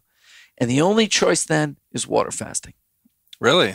Because in the AMPK activation, part of it is the tight junctions. The other part is controlling the immunogenicity, or the immunoreactivity to foods, this tendency to wind up inflammation. Oh my God, remember, deciding what's good, what's bad. All of a sudden, everything's bad. Everything's bad. That's a fight or flight, right? So the guts, everything's bad. Everything's bad. The only way to control that is good AMPK activation. But if everything's bad to the food and the medicines that do that, then the only choice you have is to fast. Wow, interesting. I never heard that. So if someone's experiencing leaky gut, dysbiosis, all of this, water fasting, you think would be the fastest and, no pun intended, heavy hitting first step? Fastest flip. Wow, that's cool. Whereas long-term, definitely intermittent fasting, AMPK activators, stuff to soothe, all the licorice root, marshmallow root, slippery elm, ginger, the AMPK activators, all that stuff, the probiotics, all that stuff long term. But the strongest intervention is nothing. That's so cool. Yeah. That's so cool. What a gift for someone listening, because a lot of people have issues with that. With the leaky gut, what about glyphosate? That's so prevalent in the food supply. Yeah. So glyphosate breaks down tight junctions, according to the work that was done by Zach Bush, and glyphosate is also a neuroinflammagen. So it activates neuroinflammation, and that flips you into sympathetic or fight or flight, and that's going to continue the spiral of degeneration in the system. So glyphosate is a real issue. I don't know at what level it's burning everything up. Is it high concentrations? Because there's a background in everything right now. It's all over the freaking place. Yeah, Zach, organic or not. When I interviewed Zach, he told me something so disturbing, and he said that one of the prevalent practices in growing wheat is that when they want to harvest the wheat at its peak, they'll spray it with glyphosate to dry it out, or something to that effect. Like not just to use it as the herbicide or pesticide or whatever that it is, but to actually, they spray extra on it to actually kind of cure the wheat when they cut it. Yeah, no, I know they were doing that to like kill all the weeds before they cut it, so it's like a nice clean thing. Maybe that's what it was. It was just so it's easier to separate the wheat from all the other stuff. Maybe that's what it was. It was just like at the time of harvest, he said they'll do a huge dump. Yeah. So that pretty much any wheat product you use that's not legit organic is going to be loaded with it. He claimed that as one of the main offenders. Yeah. So needless to say, anytime Allison, because she likes gluten, Yeah. I like it too. My body just doesn't so much, but anytime she eating bread, I'm like, Luke, don't be a control freak. Shut up. Don't say anything, Yeah. Because it's, you hear things like that and you can't get it out of your head. And, coming from someone who's done the research, not just like a meme that got spread around the internet, it makes it a little more meaningful. On that note, I want to get into to detox. And one of the questions I want to ask you, I know you guys do a lot of testing in your lab. I've done your trimetals test, which was shocking at the time because I found a lot of metals. Got rid of them though, doing all your stuff. Is there a test that is definitive for glyphosate levels, A, and B, if someone found that they've been laden with glyphosate, is it the same detox process that you would use for everything? Yeah. I think it's Great Plains Lab. They've got an EnviroTox panel and they have a glyphosate panel. I would think Doctors Data would have one by now, but definitely Great Plains has that. And I've heard a lot of people saying, oh yeah, my glyphosate levels are high. And then I did your detox and it went down. So the core of our detox is this push catch. It's this liver sauce that is AMPK blocker, NRF2 activator, and bioflow generator. So the toxins leave your liver with bile. And so if you're cholestatic, meaning you have impaired bioflow, you're going to have impaired toxin flow. And so over the years of developing our detox programs, we've found that we have to synchronize all of the cellular detoxification reactions with bioflow. And so that's what the liver sauce does. And that's why we have a lot of different bitters, formulas, and stuff. So liver sauce synchronizes those two, dumps the toxins with the bile. It's absorbed so fast. It does that. And a half hour later, you take the binder, which is a mixture of different binders. It's charcoal and zeolite, chitosan, IMD, our metal binder, and some gums for the GI lining. So that's the basic thing. And then if we're going after metals, we'll add in glutathione, maybe EDTA. If we're going after mold, we might add in it would definitely put in some more glutathione with that. We can modulate that. If there's a lot of anxiety and neuroinflammation, we'll add CBD in with it. If we want membranes, we'll add more PC. So, but that base system of push catch, that is activating a whole family of detox genes. It's not specific to metals. And so it moves everything out of the system. Right. And so, if you want a pretty broad spectrum thing, you do push catch with PC and glutathione, and you really get most of everything. And PC is phosphatidylcholine. That's building the membranes. So what do we talk about? The membranes and the strength of the membranes. And in the liver membranes are always donating PC into the bile flow. So they're always losing PC. So feeding PC in is helping the liver really move a lot of toxins out and keep itself strong. It's building the mitochondria and all those membranes and getting that power into the system. And we just started a new PC product called Membrane Mend that is sunflower phosphatidylcholine. And all of our phosphatidylcholine, it's just people who sell PC that they're just selling lecithin. But lecithin that comes from seed pressing has about 15% phosphatidylcholine. We get 90+% phosphatidylcholine in injectable grade from a German manufacturer that always made the injectable PC, and they sell injectable PC to pharmaceutical companies as well. Very high grade. I've been there. It's sunflower PC with omega. We want a little omega-3 because sunflower PC is all omega-6. So we started using ahi flour, which is the highest omega-3 plant oil. It even tastes a little fishy. It's higher than flax. So those two in a 4-to-1, 6-to-3 ratio with the best fat-soluble antioxidants. So this is where we need carotenoids and plant-based antioxidants is for inside the membrane. In the cytoplasm and inside the organelles, we make glutathione, superoxide dismutase. We make the water-soluble ones, and then we exogenously bring in vitamin C. But in the membranes, you're using carotenoids and tocopherols, and so we use astaxanthin, which is the best of the carotenoids, and tocotrienol, which is the best of the tocopherols. And so that's all in this stuff called Membrane Mend. And it's so beautiful when you take it. It's beautiful red. It actually gives you a little bit of a tan look.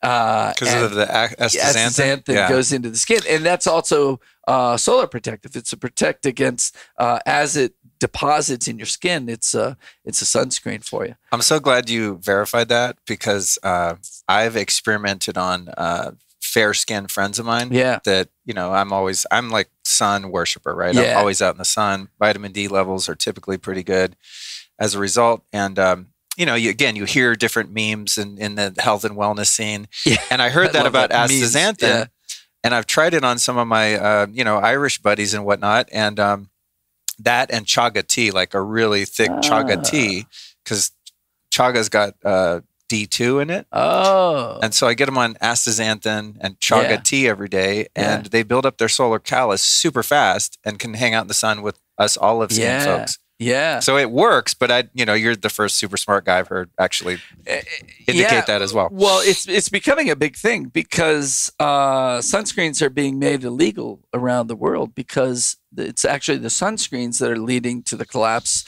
of the Great Reefs. Because they use solar energy and all this PABA is depositing on them. Oh, is that why? That's why. And they can only live in this really fine depth between the top of the water and them to get exactly the right solar energy. Any more, they bleach. And any less, they die of not having enough sun. And so the PABA is like sinking them down under the water because it's blocking the UV from getting in there. I didn't know that. I thought it was just because there's toxic, whatever. No, it's killing the Great Barrier Reefs. And so it's becoming illegal in places like Australia and spreading very rapidly to other areas. Wow. And so you need more natural natural sunscreens. In fact, I'm working on a project with my friend Lauren Bramley, who's a great doctor, usually a hormone doctor, but she's always loved astaxanthin, and because she gives it to all of her patients, they all look better. And she quotes a study where 30 days on astaxanthin and your physical attractiveness increases. They've had they take Really? these people and they have people judge them, swipe left, swipe right type of thing. Oh, that's and astaxanthin, funny. you start swiping whichever direction. That'll be the new keeper. quantification in alternative medicine is like a Tinder swipe. Yeah, the Tinder swipe. What's your Tinder swipe? Oh, I had a 30% Tinder shift. That's funny. Wow, what a trip. Yeah. Okay, then what about? I know what I want to ask you. When it comes to detox, when I first, back in the 90s, I was extremely toxic. I was doing tons of drugs, drinking like a fish, and just was a mess. So sobered up and started realizing I thought I was going to feel better when I sobered up, and I didn't because I was so toxic. I mean, I just ate garbage and it was smoking and snorting all kinds of stuff. Who knows what rockstar days. I finally understood it because I knew that about you, and I was like, the lifestylist. I kept thinking of stylists. I'm like, this guy's always well dressed. And I read your bio, and I was like, oh, he actually was a stylist. I was, of actors in LA, hence all the drugs. Yeah. So, and half the time, it's funny. I think back, and it's sad, but tragically funny at the same time. But you take something like crack, and you get it on a street corner. Someone spits it out of their mouth. Same with street heroin, and sometimes it didn't do anything. Yeah. So it wasn't the thing. Didn't smell like the thing. Didn't taste like the thing. Didn't have the effect. And that happened quite a lot. So I can't help but wonder, what was the thing?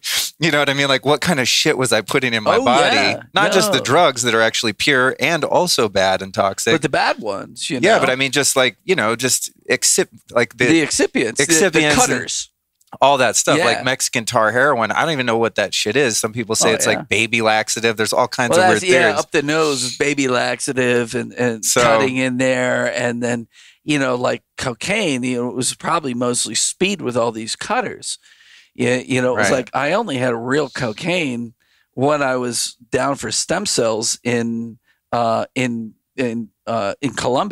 I was in Medellin for stem cells, and so somebody's like, "Well, you got to try this shit." And I was like, "Oh my god, this is like the ultimate nootropic. This is the best shit in the fucking world. Good thing I don't live here." Yeah, and because I had never liked cocaine because it was always just cut speed with toxins, and I was like, "Oh, geez, I wonder what the fuck is in that stuff up north." Yeah, we always said in LA, your Coke was about 90% not Coke. Yeah. So I was a kid. Give me some not Coke. Another kind of tragic story, but when I was quite young, in the area that I grew up in Northern California, there were a lot of drugs. Kind of all the hippies went and settled in there and up there in the 70s after they left the hate and stuff.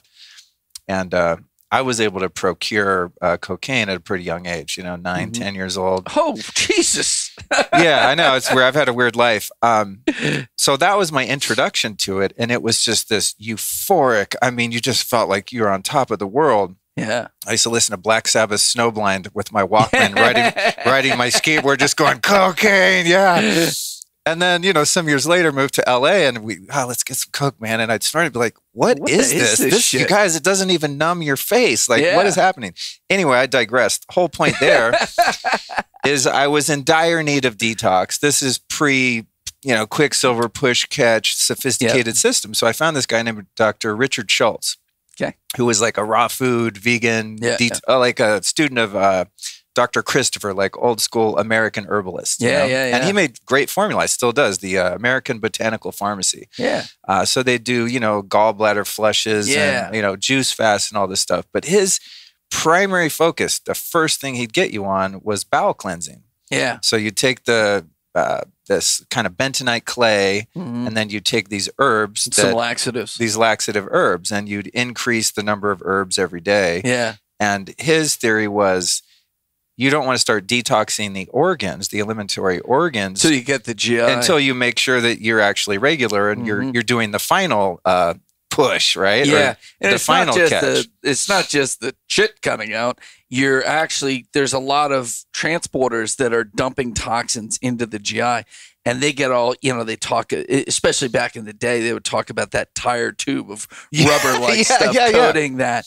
And you got to clear that away and get that transport system so it's dumping all of those toxins in there, and that the colon, the lower area, that's all of this lymphatic tissue. That's where you're kind of doing a plasmapheresis down there. So you got to clear all that out, and that's why all those binders, like the clay was the classic one, and that goes back to Michel Abissera, was a French naturopath. He did tons of work on clay through the GI, maybe 100 years ago. And so those guys are doing that. I mean, it's a great, great path. And I have one crazy paper that was like published in some obscure journal, and they were giving mice charcoal for their whole life. And the ones that were taking charcoal lived longer than the ones that weren't.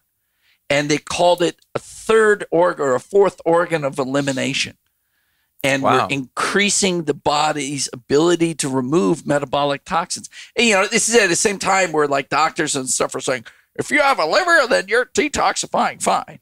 So that was your start, was that classic GI-based clay and herb thing. And then a lot of colonics. I went to Hawaii, this place, Angel Farms, and did like a 2-week gravity-fed colonic with ozone and all kinds of herbs and stuff. You were just linked up there for 2 weeks? Yeah, totally.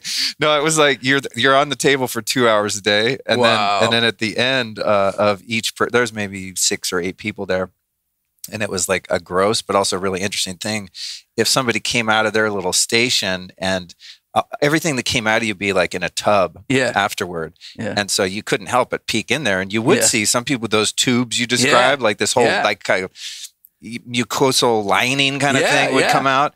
But some people would have huge parasites. I mean, it looked like a freaking gardener snake, Oh, and so someone would come out of the room, you guys, look what I got. And we all kind of reluctantly then you have to look. Go in there and like poke it with a long toothpick, the little stick, and I didn't have any of that coming out, but there was, crazy not stuff. To be gross, but just black sludge from God knows when and not what. To be gross, we're already there, man. Yeah. So back to your method of detox, the push catch, where you're exciting these organs, your liver, etc., and then dumping those toxins. Do you recommend that someone prior to doing that goes and has, a series of colonics or does any of that stuff? That would be a really good thing to do, and it would really help. You can't set the bar too high, because then people won't do anything. Like you get somebody to agree to do 2 weeks, 2 hours a day on the colonic table. When are they actually going to pull the trigger on that? Yeah. 5 years later, or when they think that, it's going to be a laxative based detox, because they're all like, oh, it's a detox, I have to be close to the bathroom.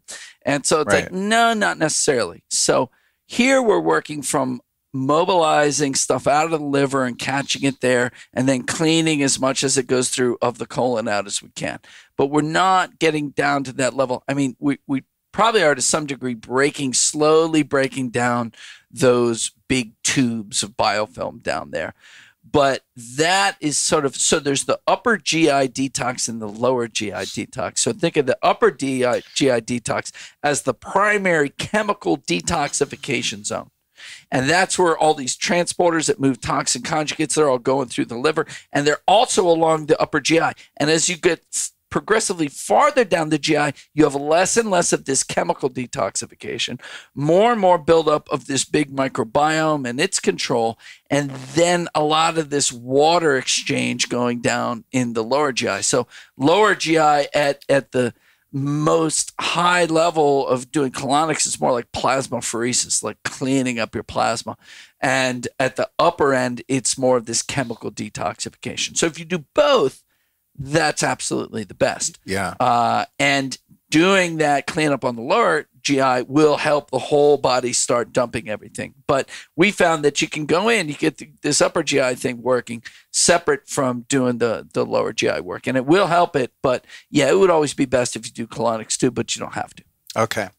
On to heavy metals, because I know this is an area of expertise of yours. And as I said, I did the tri-metals test, and then I did... the mercury tri-test and the blood metals panel. Yeah. Those two. And so even though I had done tons of detoxing and stuff like that, I still had a bit more mercury than I would like, which is none. And then I had high lead from God knows what. And so I did your black box and then retested, and I was like, holy shit, it worked. Like they were lower. Yeah. I mean, like well within passable. Yeah. Normal like I person, can deal with that. Yeah. Normal person standards. So I guess, let me see how much time we got here. 20 minutes. Okay. That's just right. So yep. What are some of the common sources of mercury, and why is it bad for you? Or even all, nickel, lead, mercury, would those be the three kind of prominent? Well, there's your four majors: mercury, cadmium, arsenic, and lead. Oh, okay. Cadmium and arsenic. Then in the second tier, you've got nickel, thallium, gadolinium, and uranium. Okay. I'll put those. So how are we getting metals into our body in this, like widespread sort of epidemic of people just being high in metals and all of the cascade of other problems that come as a result? Yeah. So let's go into mercury, cadmium, and arsenic, and we'll pull that out. Those are food and water-based exposures and dentistry. So mercury, you've got the silver amalgam fillings. It's probably arguably the worst form because it's a metallic form of mercury that, mercury is that liquid metal. So it's got a vapor phase coming off of it. So there's a vapor phase coming off of it. You're inhaling it, 80% uptake across the lungs into the blood. And that form, the vapor can go anywhere and go into the blood. Across the blood-brain barrier, it can go into the joints, do all kinds of stuff. And then after a couple minutes in the body, it oxidizes and breaks down into inorganic mercury. And that's where it's toxic. So it can get locked into the brain and have toxic effects there. It can go just about anywhere. And then you got fish. So fish is a more mobile form. It can kind of go into the brain, out of the brain. It can kind of go around more. It's a little less toxic at a cellular level, but it's really bioavailable. You get 95% uptake of mercury from the fish. So you got to choose fish that are lower down the food chain. That's all a food chain thing. Shark, top of the food chain, highest level. Swordfish, right next to it. Really big tuna, right under that. You eat from there, you're going to get mercury toxic, like Tony Robbins did, like the CEO of IMAX. So, Tony figured it out, detoxed with me, and got everything down before he had permanent neurological damage. The CEO of IMAX was, I will say arrogant, because I met him. He's an arrogant motherfucker. And he stopped eating fish and his levels came down. He was at the same level as Tony, but he walks with a cane now. He had permanent neurological damage. And when I suggested detox, he just kind of brushed it aside. Well, choose the cane. And so those guys were eating nothing but like swordfish and tuna, really high on the food chain. Sushi and whatnot? Yeah, sushi and tuna steaks and swordfish steaks. It's rich man food. Right. It's the steak of the sea. And versus like, eating, not that I really like farmed fish, but it's low mercury, but anything small. You can eat anchovies, kippers and sardines all day long and never have high mercury. But there's everywhere in between to choose from. Like in the salmon. I love salmon. It's got all kinds of great things to it. Get nice wild sockeye, pink coho salmon, very low levels. You get up to king salmon, much bigger salmon. So for any fish, the bigger it is, the higher the mercury. Now you're borderline. Now, king, I love king, but like once or twice a month, So it's, and it's not like we go out for sushi and you order some hamachi or you order some tuna and I say, no, evil. No, I'm going to eat it. I love it, but I'm not going to eat that very often. So you have to control how much you go in. So methylmercury is coming from fish. Inorganic mercury is coming from your amalgams. The vaccines used to have ethyl mercury in them, which was really bad, but it's really not in the vaccines anymore. And so that's your mercury. Then arsenic, you get a lot from groundwater and from foods. Unfortunately, rice and certain grains have a lot of arsenic in it if they're grown in high arsenic soils. And also from chicken. Conventionally grown chicken, they use arsenic as an antifungal or antiparasitic and anti-something. And so that builds up into the chicken flesh. Then cadmium, unfortunately, cadmium is like the metal for super vegans because they get it deposits on a lot of deep leafy greens. And a lot of the organic farms that are out there are donated open space land from municipalities trying to do something productive. So they got this land that they can't put any houses on next to the freaking highway. And they like donated to some dude who wants to turn it into an organic farm. And there's just tons of cadmium coming off of the exhaust and lead, and is depositing on those. Also, shellfish and stuff have very low mercury, but they can have cadmium and arsenic. Oh, interesting. Yeah. Yeah. So you look at like when Tony Robbins' mercury was high, he was just eating top of the food chain. He had astronomical mercury levels, but no mercury and cadmium. Then you look at like when I get, we have a lot of doctors in Japan and in Hong Kong, and those people tend to have high mercury, high cadmium, and high arsenic because they're eating all over the food chain there. And those are very industrialized levels. So the shellfish and stuff have high metal content. You take a shellfish from a really clean area, it's not gonna really. What about cheap cookware?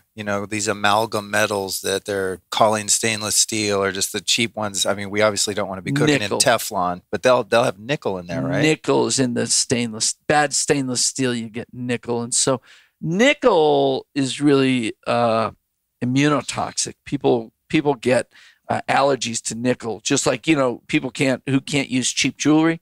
That's an allergy to nickel. And if you see the sort of green mark, you get nickel on there. And so when some people get nickel toxicity, they get immunotoxicity to it, and they're forming antibodies to it. And then they can't have any stainless steel pots or silverware or anything. They got to go super clean there. Right. They're eating like off of porcelain and stuff. So those three, that's where you're getting that. Lead is mostly like in the old days, it was lead paint and it was lead in exhaust. And actually, after they took lead out of gasoline, violent crime decayed heavily. Wow. There is a graph from the 70s of violent crime going up, and then they de-leaded gas, and you see lead go down and violent crime go down with it, incarceration for violent crime. So, what are these different manifestations in the brain of neurotoxicity of these metals? You become a paranoid schizophrenic from mercury, which is, I was joking with a friend of mine, what's your psychosis? And I said, oh, paranoid schizophrenia is mine. Like if you take me to the nth degree, I'd be a paranoid schizophrenic. and that's, that's a mercury type of thing. But there's a genius that comes with that. Lead, you are just violent and dull, violent and stupid. So lead's really the lead blanket. It's a heavy one. They're all a little bit different. Well, I had a lot of cognitive issues when I had the high lead. Yeah, and I think I got brain fog. I was trying to think, because my levels were off the charts at one point, and I was trying to trace back. Was I eating paint chips as a kid or what? And I didn't remember. But one thing I did remember was I'm thinking about where you grew up, like where all the hippies went up in the hills and stuff. They probably got cheap paint. That's quite possible. But one thing I know that I did is at one point I was living in this apartment, and it had this banister on the stairs. And it was painted 1 million times. It was like built in the 30s. So I wanted to get the paint off. I realized and you took it all off. It was really hard to sand it. So I got that chemical stripper. Oh, yeah. Right. And then I was like stripping all that paint off. Strippies or something. Yeah. That must, I was like, that must have been it. Because then you'd get like this grinder and take it all off. I wasn't wearing a you mask, probably a massive. Yeah, so I got it out. I did your stuff. I did at one point. I think I told you last time I did the L. Ron Hubbard niacin sauna thing. And both of those did it, and then it was like negligible. So there goes. Did it affect your prostate too? I'm not sure. Yeah. I'm not sure, but I was dumb as a rock. It was just no memory. I mean, I did a lot of damage to my brain early on too, and I'm bouncing back pretty well. But when I got the lead out, it was like somebody turned the lights on. I mean, it was the lead was huge. No, it really is a big one. So those are some of the issues. Oh, and some of the groundwaters have a lot. I mentioned my friend Lauren Bramley. She practices was practicing in Whistler and Hong Kong, and all of her Whistler people had massive lead levels, and it's the water there. Oh, wow. So arsenic is a water thing and lead is a water thing. Mercury, you're never going to. Does lead and water come from old pipes? Is that the? No, this is geologic in this case. But it often, like in Flint, it was lead pipes that it was over time, this lead had been coated by layers and layers of crap, mineral deposition, and they switched from a higher pH water source to a lower pH, and it dissolved all the coating of all this corrosion on the inside of the pipes, and all of a sudden mobilized all this lead out. Oh, interesting. All right, so how do we get the metals out? First, we want to test for them, right? To see clinically what you have, what's happening there. Then you're gonna we have a couple ways to build your metal detox. You can do our old school one, the cube. If you have lead and cadmium, add in EDTA. So we had cube plus EDTA, or you do our more modern one, which is cube 2.0, which is the push catch with PC, glutathione, and EDTA. And because you guys are testing pre and post like I did, I mean, then you can absolutely quantify that this is working. Where you are, do you need more? Some people have blockages, epigenetic, genetic blockages. They got it. Some people got to do it for 12 months. Other people, 2-3 months, and zip, it's all out. And does your methylation have to do with how you handle metals as well? It's multifactorial. I mean, people, talk about an internet meme. Oh, I don't methylate, therefore I don't detoxify. There's a lot of overlapping things going on. Methylation definitely could be part of it. Glutathione processes are much stronger a part of it. Metallothionein, which comes along with the glutathione processes. They're just starting to tease apart what those different ones are for detox and different ones that make you more sensitive to a certain level that you have. So it's hard to look at a number and say, oh, I'm toxic or I'm not toxic. You have to look at the number and you have to look at the symptomology. But the number tells you, if I feel this is toxic from the metals and I get it to go down 80%, but I don't feel any different, then, it might be something else. But the number is something to track to know what's your goal, how far down do you want to get it, and how well is it getting down there. And how do you feel about these oral chelators and IV chelation and stuff like that? Because you guys don't we don't do any of that. Well, we would be technically oral, but we're not. The only, quote, chelator we're using is EDTA. We don't use DMSA and DMPS. If you want to use that, you can. And a lot of my friends like Todd Lepine, Mark Hyman, the guys at Ultra Wellness, will overlay a chemical chelator like DMPS or DMSA over our program. And the people, there's all horror stories with chelation. And tons of them. And most of them are from not getting the elimination pathways all open before you start mobilizing and stirring the pot of all these metals. So that's the bad rap that type of chelation That's the bad rap that all has. So if you open up all the pathways, the metals will come out anyways. But if you want to speed that up by taking the chelators, you can do that, but only on top of a fixed draining system. Got it. That makes sense. Love it. Okay, then let me see. 10. What about, okay, thank you. Thank you. I'm going to get an IV after this over at our friends at Alive and Well. Shout out to Alive and Well in Bee Cave, Texas. Mold. So I just did a mold show. I don't know why. It took me forever to get it done. Actually, I do know why, because it wasn't an issue for me personally. So I just didn't get it. That's exactly how we roll. I didn't get around to it selfishly, but I moved in or bought this house out here and it had a bit of mold. Not bad, but enough where you want to get rid of it. And so I interviewed a guy, Michael Rubino. And we were talking about the different sources of mold, how to identify it, the right way to test for it, and home remediation. But we didn't really get into how to get it out of your body if you've been exposed. Yeah. So I always just recommend your Dr. Jill's mold detox because your detox stuff worked for me. So I figured that one worked. But what's up with that? Who's Dr. Jill and what's in that box that's different from like one of your, more metal or toxin focused detox programs? So Dr. Jill is Jill Carnahan and she's a friend and a neighbor. We actually live a couple doors down from each other and she practices, about 3 miles away from our laboratory and she's a specialist in mold. Mold was always a big issue for her.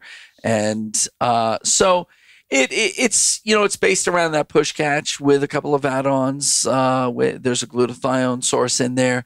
There's ketone for the mineral regulation because molds blow your sodium potassium channels and your aldosterone, and that's how you pee and hold water and minerals and stuff. And so it's helping regulate your water retention. There's some NAD in there because molds knock down your mitochondrial. But it's pretty much one of our, it's a core system. It's not a whole lot different than the metal stuff, except there's no EDTA in there. So yeah, with molds, you've got that core push catch. We want some glutathione if you tolerate it well. And I like a lot of PC, and I think there is PC in that box because the mold's really screwing up the membranes a lot, screwing up the bile flow. And so the PC is going to help get that all fluidized through there. But molds also wipe out your mitochondria, and hence why the NAD, it's NAD gold with methyl charge. Those are in there for building that back up. Cool. And is that something you think that, I guess it depends on... and I will say the one differentiator with mold, if you're going to do any of those systems, if you're going to do any of, mold, our Black Box 2 works well on that, or basic push catch with some add-ons, get extra binder. And if the system, whether it's Jill's or one of ours, says do it twice a day, take binder 4 times a day or more when you're doing mold, because that's the big difference. Is you need binder more often because the mold toxins are always coming slowly out of the liver and they're being reabsorbed. So you need binder picking it off and taking it. Got it. And what would you recommend for women? And this is a question that's of course relevant to my life, but if a woman's getting ready to conceive and is just winging it and doesn't do any testing, which I wouldn't recommend if you live in the modern world, what would you recommend for a woman in terms of preparing for the highest likelihood of having a healthy baby, like testing for metals, mold, doing a detox before getting pregnant? Because the thing is, the thing about testing, we love to test, treat, test, but we don't have tests for everything that are out there. If there's 10,000 chemicals that are a possible problem to us out there, maybe we're measuring 20 of them, so you can get a false sense of security. I would test as much as you can. And if there's an obvious demon there, make sure you get rid of it first. If there's not, go through, 1 to 3 months of detox, push catch, lots of PC in this because you're building all of your membrane structure because you're going to be donating to the child all the time. Also, I would do lots of ketone and other minerals in there to make sure that you're rebuilding as you're stripping. And have the multivitamin in there too. So you're both taking away and putting back at the same time. Got it. You could do those sequentially, but there's no reason you can't do that all at one time. So you want to get the stuff out. But then when you stop detoxing, give it at least a month before you go to try to have a kid. Because once you start mobilizing all this stuff, often, so there's a distribution between the tissues and the blood. And when you get really inflamed and really sick, you got all this stuff stuck in the tissues. Can't even see all the toxins in because you can only measure in the blood, and this whole challenge testing doesn't take it out of the cells. It only measures from the blood. And you'll see often you go into detox and you get much higher blood levels. They come up and then they take a while to come back down and be lower than what they were before. So 1 to 2 months after the detox, before you conceive. Everybody's all anxious to get in there and make that baby. But if you just take a little bit of time, it'll be well worth it. Cool. Awesome. I'm glad we got to cover that. Yeah. And who have been 3 teachers or teachings that have influenced you in your work that you might share with us? Well, now, people who were teachers to me, my early teachers were Dietrich Klinghardt and Hal Huggins. They were nice. They were the original Mercury guys, and they were the first ones I brought my first IMD, our metal detox product, and our testing to. Those guys really got me launched into the world and got me going out there. And then, who else have I learned a lot from in this world? I'm going to give a shout out here, even though there's a lot of people who've taught a freaking ton along the way. I'm going to give Frank Schallenberger that I've learned a lot from him. He's a big ozone guy. Yeah. Yeah, and the best guy with a needle. What do you think about ozone as part of a detox protocol while we're on that? Yeah, well, it's a stimulant to your glutathione system. It's stimulant to your immune system. And so I would do ozone therapy along with detox for sure. And it's a hormetic stimulant. So it's a pro-oxidant, which is then stimulating your antioxidant response. Would you do it in conjunction with a push-catch kind of thing, or would you do one before the other? I would do it all at the same time. It's funny. I've never set an alarm on here, folks. That means the show's over. I've never set an alarm before because I'm like, I can be late, but today I can't. Yeah. So you would do it before ozone before? No, I would do them all at the. I would start on the push catch and then do the ozones. Okay. While in this background of push catch, so your body's getting used to dumping things, and then you get this stimulation from the ozone, and that's going to control some of the some of the growth in there. One of the problems with detox is when you have some sort of biofilm infection or chronic infection, creating inflammation, and inflammation blocks detoxing. You're trying to detox, but nothing's coming out. Often when you go and you kill some things, then whoosh, everything comes out. So if you're doing like a IV or rectal ozone, then that's going to knock out those biofilms and kind of clear the path. Yeah. Cool. Yeah. Who's the third influence? Well, I gave... I did. Oh, you gave us three: Klinghardt, Huggins, and Schallenberg. You're sharp. That Yohimbi worked. Yeah. All right. There's one more question I'm gonna sneak in real quick because I just thought. Did you feel that during this? Oh yeah, yeah. Because my sleep we had all these thunderstorms here last night. Oh my God! 4:00 last night. I'm not used to that. 2-3 hours. They were It was like a war zone. My it was sleep, the loudest thunder. I was like, I'm used to. Gonna be terrible. Yeah, in LA, I'm used to gunfire. You know? Yeah, that's so powerful. But my sleep sucks. So walking in here, I was like, how am I going to do this? So yeah, I did feel it. Yeah, it was amazing. But I wanted to ask you, is there anything you can think of that people could take internally to help them be more resilient against EMF? NAD. Oh, no shit. Any of the AMPK, sirtuin, NAD world. So this is Martin Paul's work that EMF is blocking this voltage-gated ion channel. It's a calcium channel, and you're supposed to be constantly pumping calcium out of the cell and leaving magnesium inside the cell. Just like sodium, you're pumping it out of the cell and leaving potassium inside the cell. EMF damages that pump, and then the calcium floods into the cell and creates inflammatory conditions. That damaged pump is repaired by NAD. So having a high NAD repairs that pump. Once I started taking NAD supplements, I noticed that flights were not so damaging to me. Yeah. I did much better with flights. That's the most concentrated EMF scene that we do, with the exception of being in casinos in Las Vegas. You have all the radiation from up in the sky, and you're in this tube that's holding everybody's EMF from everybody's device. Yeah, cool. NAD, I didn't think of that. I've heard that you want to up your magnesium levels because of that calcium influx issue. Yeah, so that's one way of looking at it, but repair the pump so it segregates black and white and doesn't make gray. Right. And then what about molecular hydrogen, the hydrogen tabs? I do those a lot when I fly. They seem to help a lot, but I've heard that could help make you more resilient. Yeah, probably could. And what is hydrogen? It's an AMPK activator. Oh, really? Yeah.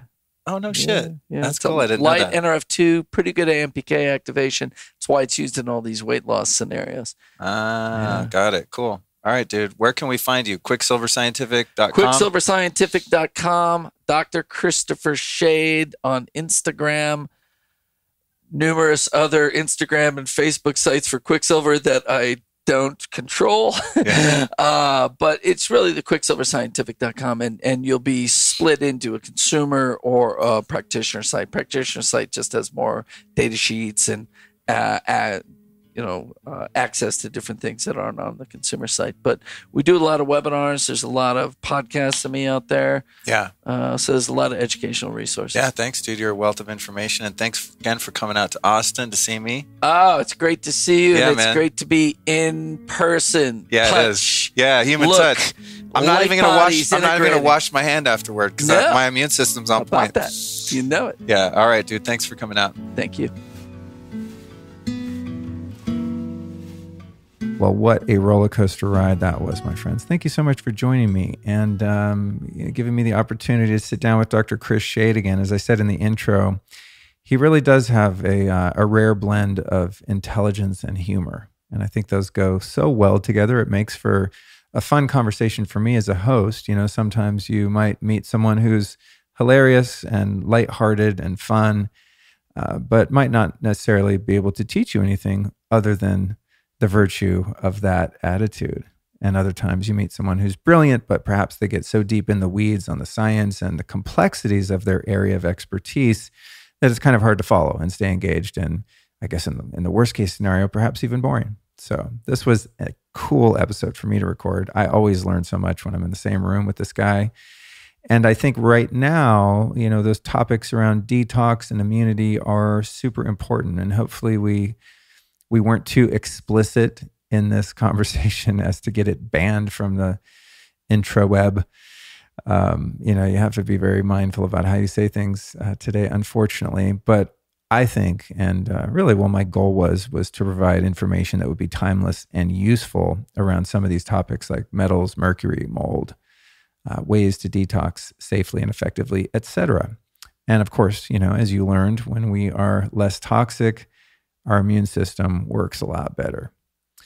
But don't you dare post the hashtag natural immunity on Instagram or you'll be censored for providing misinformation, because God knows there's no such thing as an innate, natural, God-given immune system. Don't get me started.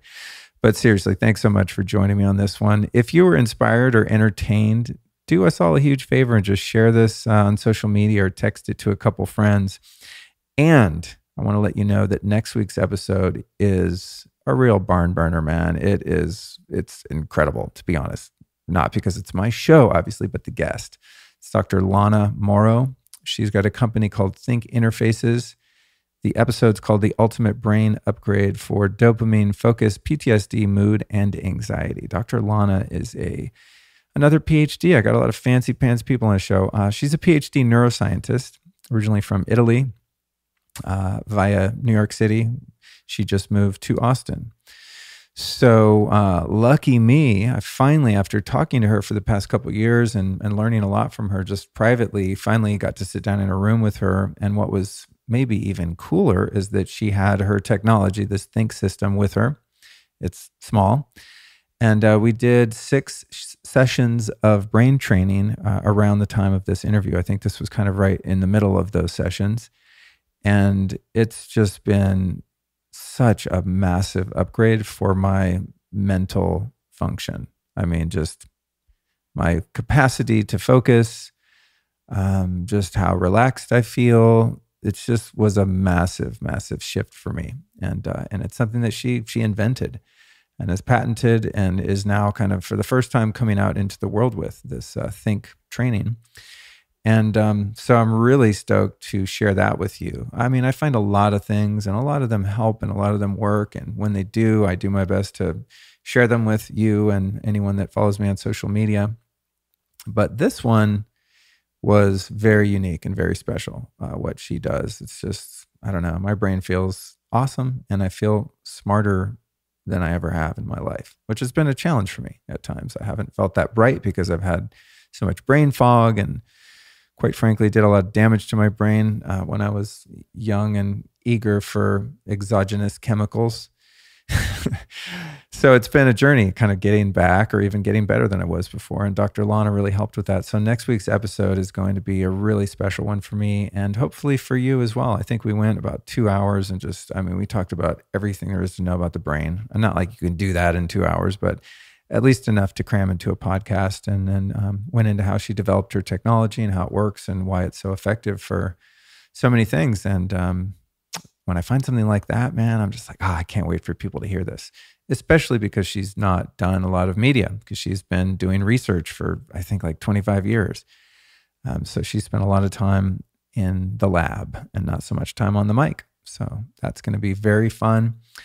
If you're still hanging in there and you loved Chris Shade and you are curious about his product line, Quicksilver Scientific, I absolutely vouch for them, love them. I'll warn you, they are not cheap in terms of supplements, but for me, worth the investment personally because of the bioavailability and the degree to which you actually absorb the nutrients because of his liposomal formulation. So I find his stuff lasts longer because I need less of it to get the effective dose.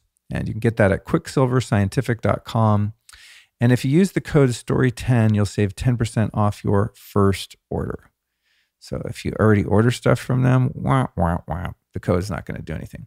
I guess you could make a different account. Wait, I don't even know if that's right. Are you supposed to do that? You know what I'm saying. Point is, you can find them over at quicksilverscientific.com. And always like to remind you that I think in most cases, most people don't need to take a ton of supplements to be healthy. If you're eating, a solid macro and micronutrient dense diet, and you're avoiding toxins as much as is feasible, and you're mindful of EMF, and you just get your ass outside more and just breathe and pray and love on people and connect and dance and get in the sun and get in some hot water and some cold water and just immerse yourself in the natural world. In most cases, unless maybe you have an acute or chronic illness, that's going to keep you healthier than any supplement can. But if you're like me and you just are nuts and you just want to do all of it, they're a great company to explore. So thank you so much for listening. And I can't wait to be back with you next Tuesday with Dr. Lana Morrow.